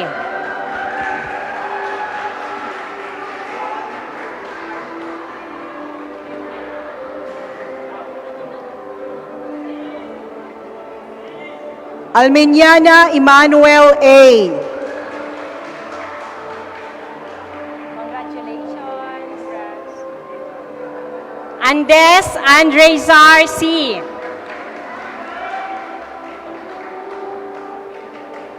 Congrats, Nunoy. Apuli Janiel O.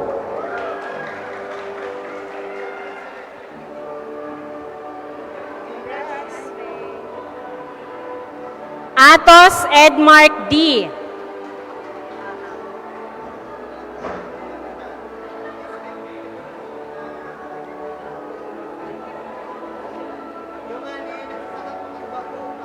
Avellano Micaela O. Congrats, Edmark. Balde Sofia Isabel R. Congrats. Belgica Eliza O.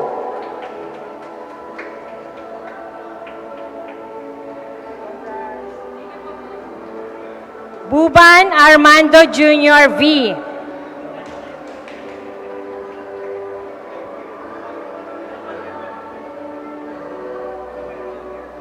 Congrats, Eliza. Siladenia Christian Carlo R.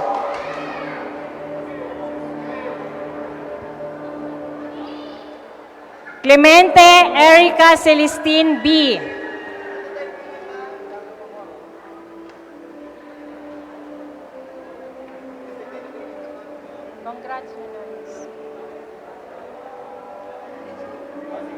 De Leon Margaret Adley T.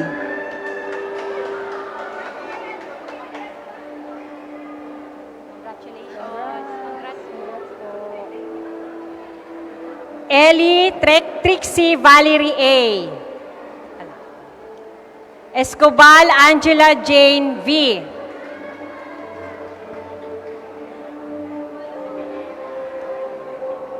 Hinova Thomas Josh V.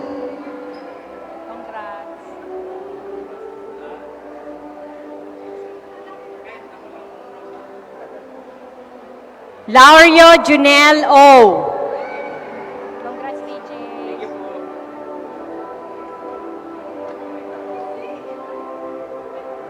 Legion Rosalie Shane G.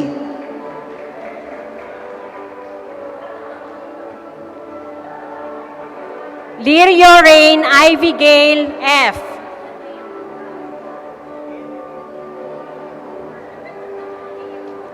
Lita Lyra May M. Congratulations. Congrats po.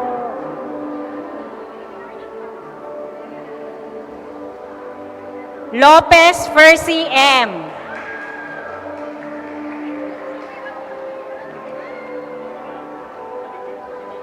Lumen Ruby B.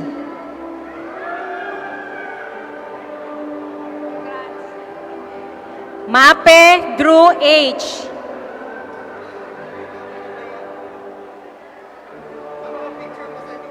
Marco Arlie Usui O.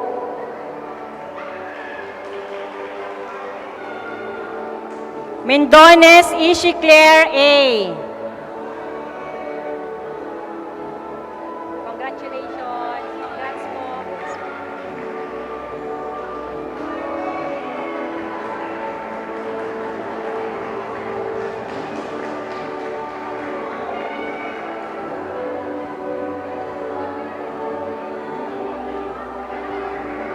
Congrats, Arlie.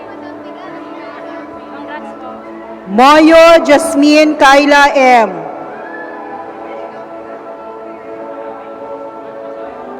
Napay Sheena May M.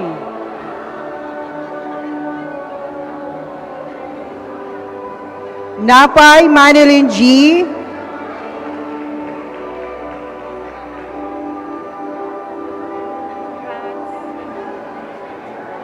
Naciliado John Curvy A.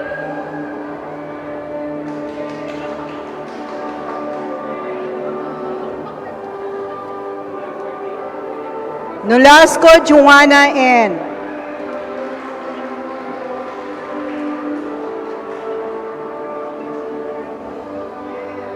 Oro Cyril Angel B.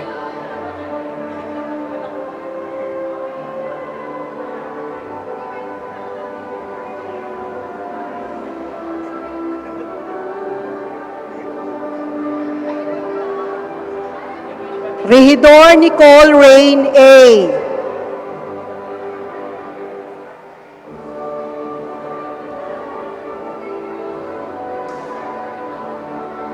Rodriguez Lizelle Suset A. Santibanez Mary Kyla Nicole R.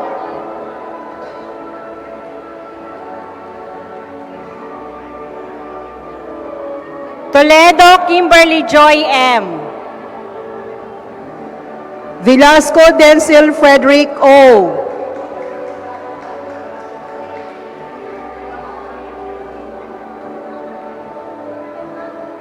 And Villarreal IZ A.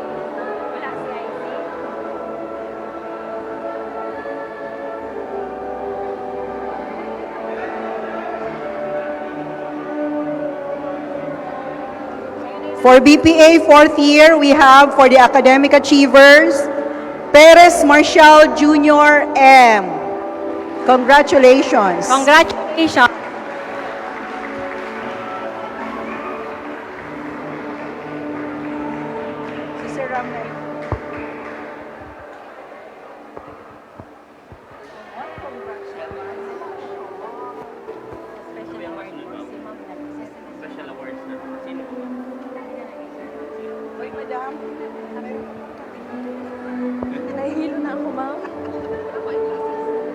Kahit talaga matapos na. Yes, that's cool na. Once again, congratulations to our student awardees and to our proud parents. Let's give them a big warm of applause.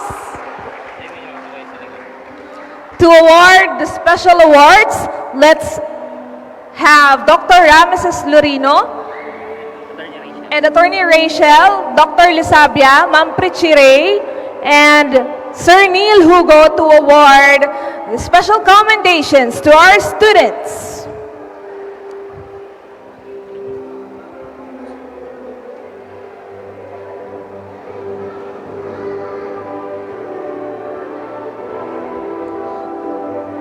May we request our student awardees to please be ready to receive their special awards from our dear faculty.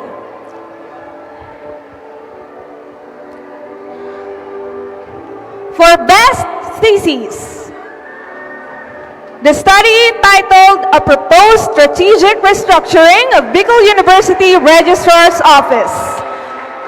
We have students from 4th year, Sel Ivan B. Brusola, Noel Roy Herman Capus, and Jose Alfredo S. Ranyola. Thesis Advisor, Dr. Rameses M. Lorino.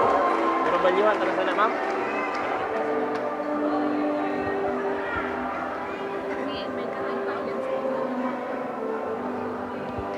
To receive a leadership award, let me call Ms. Ishi Claire A. Mendones and Mr. Jake C. Dasir.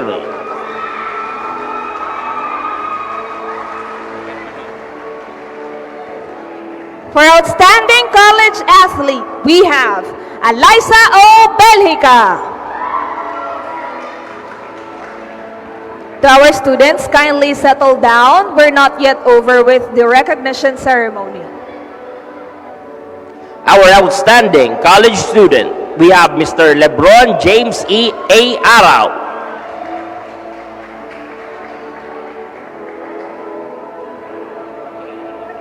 Our outstanding student in scholarship, Sel Ivan B. Brusola.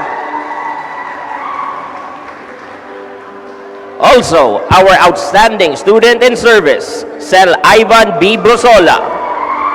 Congratulations, Mr. Brusola, and to the proud parent for receiving special academic awards.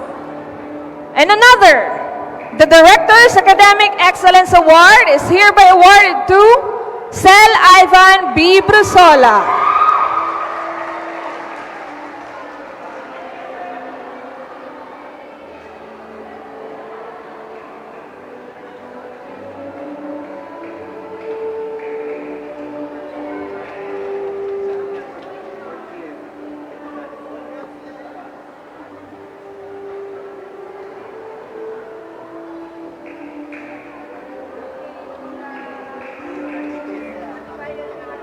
Once again, Mr. Sel Ivan B. Brusola, Director's Academic Excellence Award, Outstanding Student in Service, and Outstanding Student in Scholarship. Congratulations, Sel Brusola.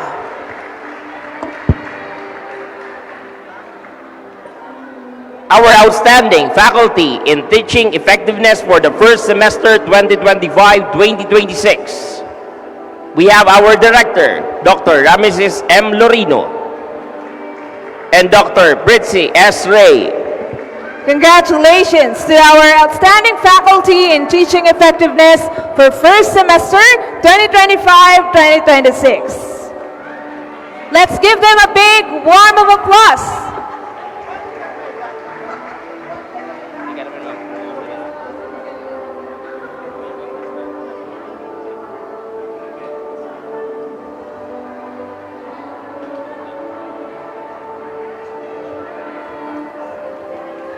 And now, we would like to recognize our civil service passers. We have Arao Lebron James A. Bontile Astrid. Diaz Gwyneth D. Esperanza Bobby A.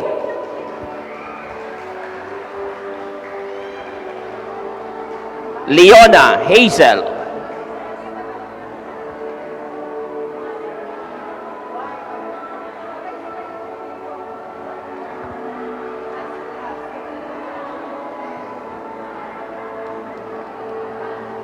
Malihana Aaron A.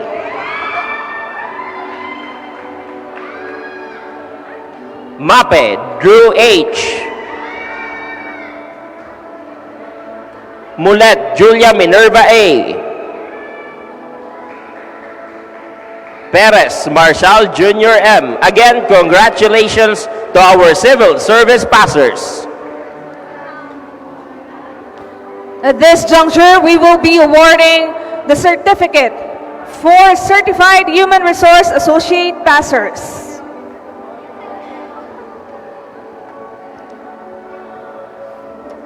Mr. Sel Ivan B. Brusola.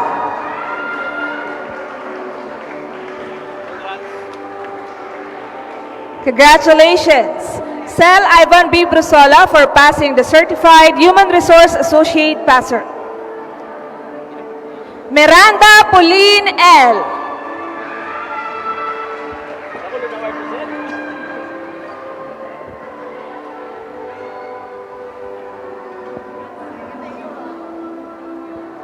Now, for our certified paralegal passers, we have Albano Princess Elgin B.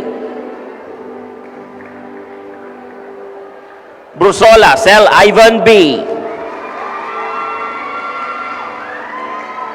Duran Nicole D.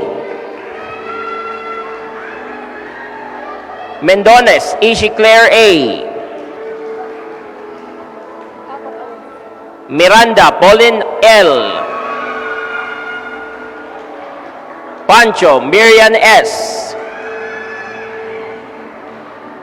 Peñalosa Rena L.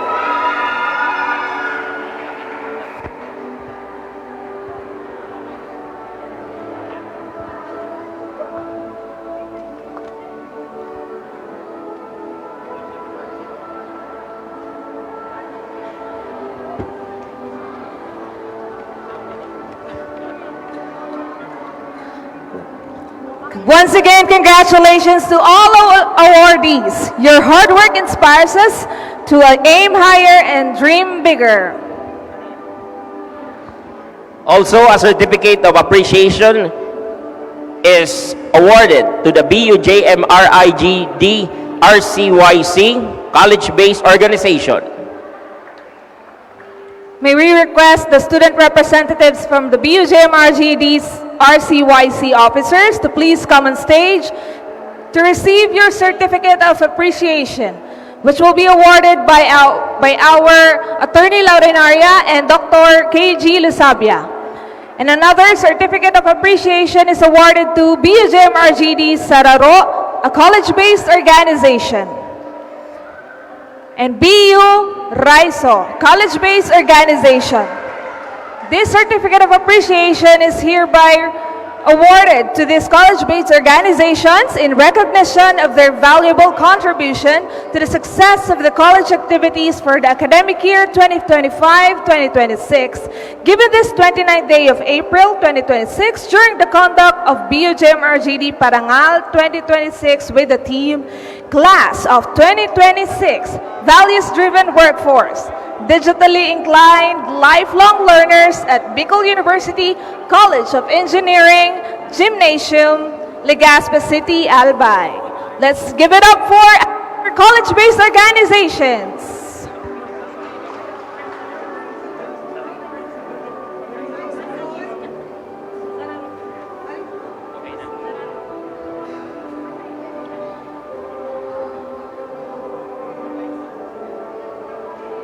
Palakpakan naman natin ang ating college-based organizations.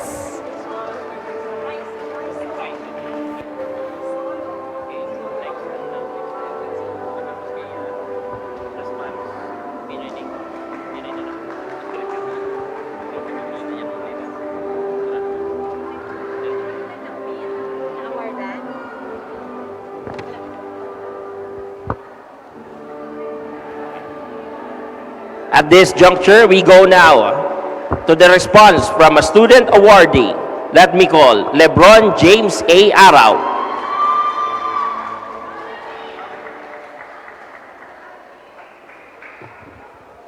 May I request the students to please settle down and please be seated as Mr. James Arau will deliver his response from a student awardee.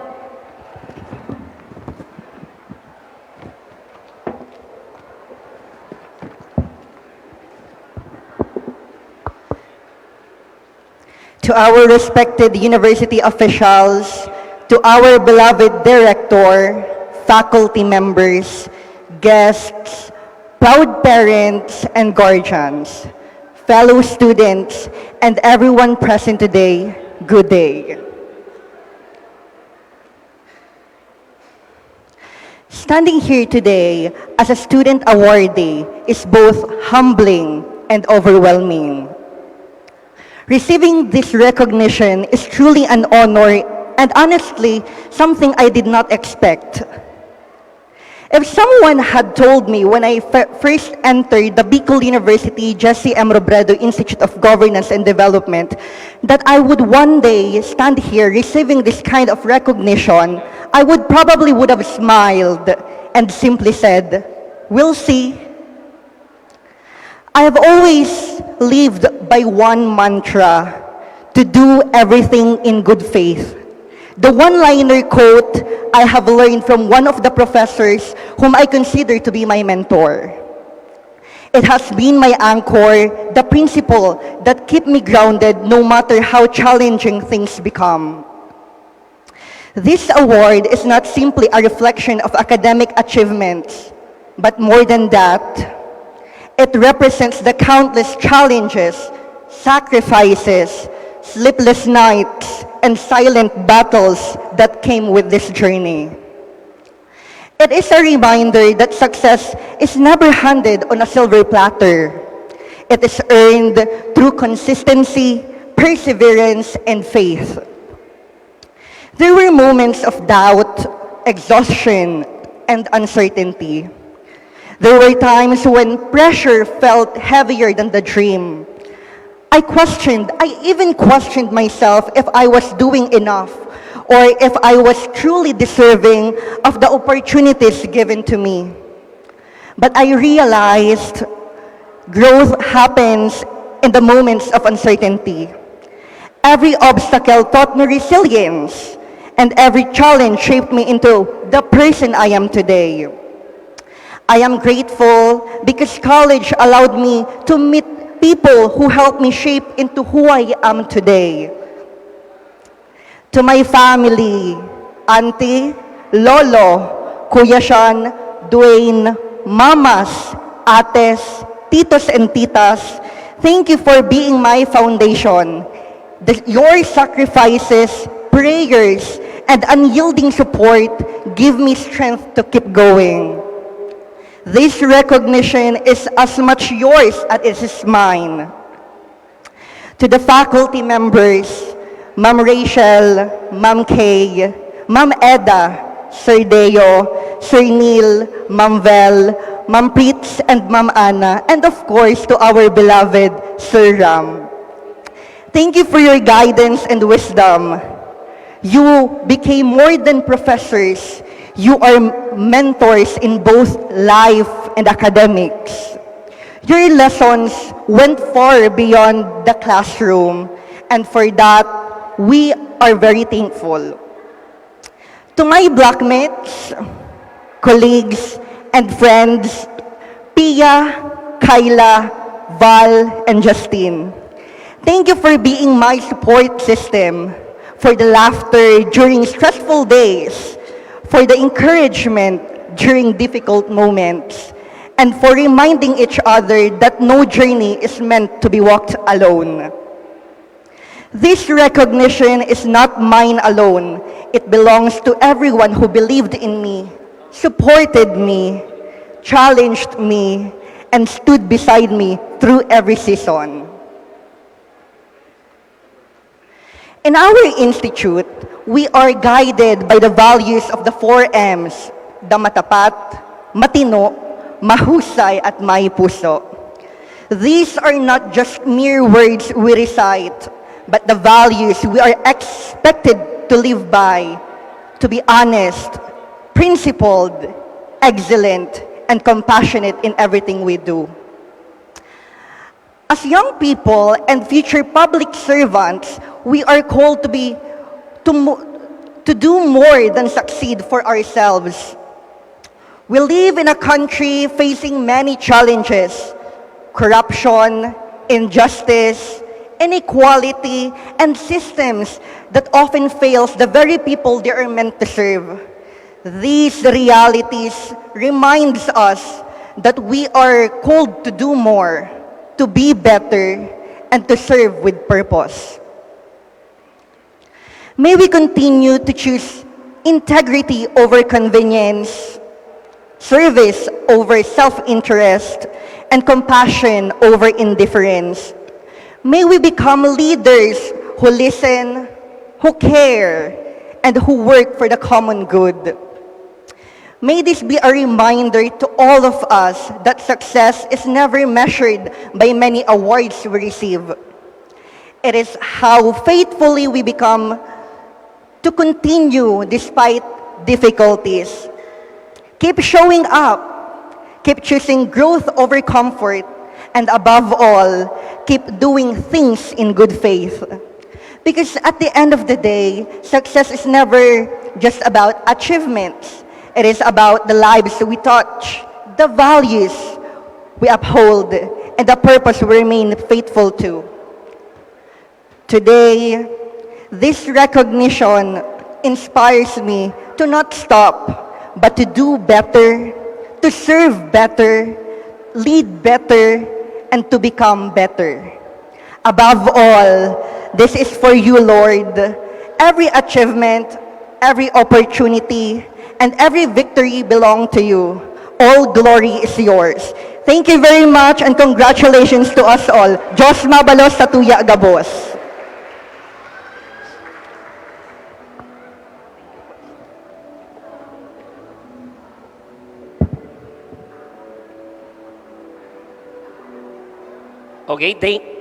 Thank you, Mr. Araw, our outstanding student and also a civil service pastor. Your words show that success is sweeter when shared with the community that help us grow. To formally close our program, may we hear from the closing remarks from Mr. Neil B. Hugo of the BUJMRGD, the Department Chair of Public Administration.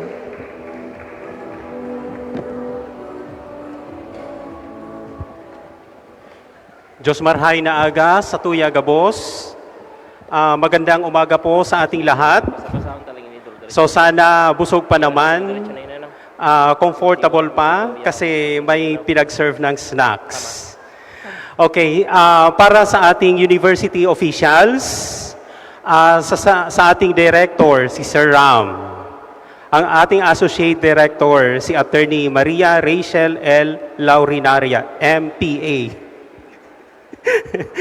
sa ating faculty, sa non-teaching staff, sa mga estudyante, pati na sa mga proud parents, magandang umaga po sa ating lahat.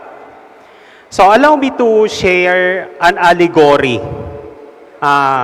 Allegory. So anong ibig sabihin ng allegory?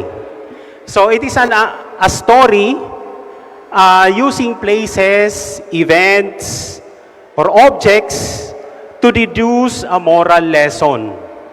Sa philosophy, may famous tayong allegory. Allegory of the cave ni Plato. But sa ngayon, gusto kong gamitin ang allegory of the pencil. So to deduce a moral lesson from it. So, allegory of the pencil. Bakit nagiging pencil ang pencil? Bakit? Bakit? No. Bakit nagiging pencil ang pencil? Hindi ko naiintindihan. Ano? Bakit? Oh, may narinig na ko. Because it leaves marks. Oh, so Kasi ang pencil, hindi yan nagiging pencil kung hindi yan magmamarka. So, though you are recognized, but we need to ask ourselves, ano bang marka ang naiwan ko sa aking kaklase, sa aking community, sa aking professors, and sa buong Bicol University? So, una, anong marka ang naiwan ko? Pangalawa, sa opposite ng pangsulat, ano ang opposite niyan? Okay, pambura, eraser. So like the pencil, we need to have courage to correct our mistakes. So tayo rin lang naman yung makakakorek ng ating mistakes. Pangatlo, what is important is what is inside of the pencil. So, anong nasa loob ng pencil? Yung kulay itim. LED. LED. So, yan ang reason kung bakit nagkakaroon ng mark sa paggamit ng pencil. And pang-apat, sabi, ang pencil nagiging pencil kung mag-undergo to ng painful sharpening. So, painful sharpening. Hindi lang to sharpening, may adjective pa. Painful.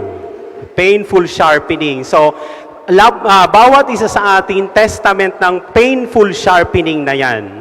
So, hindi kayo magkakaroon ng ganitong awards kung wala kayong painful sharpening. And the last, alam nyo ba kung ano? You must let yourself be guided by a hand. So, kahit gaano nyo katulis, maganda na kayong isulat, pero kung walang kamay na mag-guide sa inyo, hindi kayo magiging fruitful. So, sana, ano nga yung limang karakteristik ng pencil? So, first, it must leave a mark. So, sabi ni Bea, it must leave a mark. Pangalawa, okay, kailangang matuto tayong i-correct ang ating mistakes. We need to erase. Pangatlo, okay, what is important is what is inside. Pang-apat, you will undergo sharpening. Very good. And the last, okay, you must be guided by a hand. So sana pag labas natin dito sa gymnasium, yan ang tumatak sa isip natin. So in closing, I would like to specially recognize the efforts of this behind the curtain personnel who in a special way contributed to the success of this recognition rites. So, to our director, Sir Ram, salamat po. To our associate director, to our faculty, to our registrar, Ma'am Judy and Ma'am Chinchin, salamat po. Though makukulit ang samuyang mga aki, and even ako makulit. Kasi few weeks from now, gagawa na naman kami ng class schedule. So, nandyan sila. So, to the admin staff, si Sir JR, nandyan pa ba si Sir JR? Si Ma'am Kath Arimado. So, our special thanks kay Ma'am Catherine Arimado. Kagabi, nagpuyat dito or pumunta dito yung mga CSC officers, both incoming and outgoing. So palakpakan naman natin sila. So salamat sa inyong contributions. And especially, I would like to thank the 4 OJT students ng BUJMRIGD. So please stand to be recognized. Si John Lloyd. John Lloyd, please stand. Hindi ko na nakita si John Lloyd. Si Riza, mapagdalita. Okay, si Andrea Gail Capa. Si Juliana Francesca Abetria. So, salamat sa inyong tulong. Salamat. Salamat po sa mga parents. Salamat po. See you next year.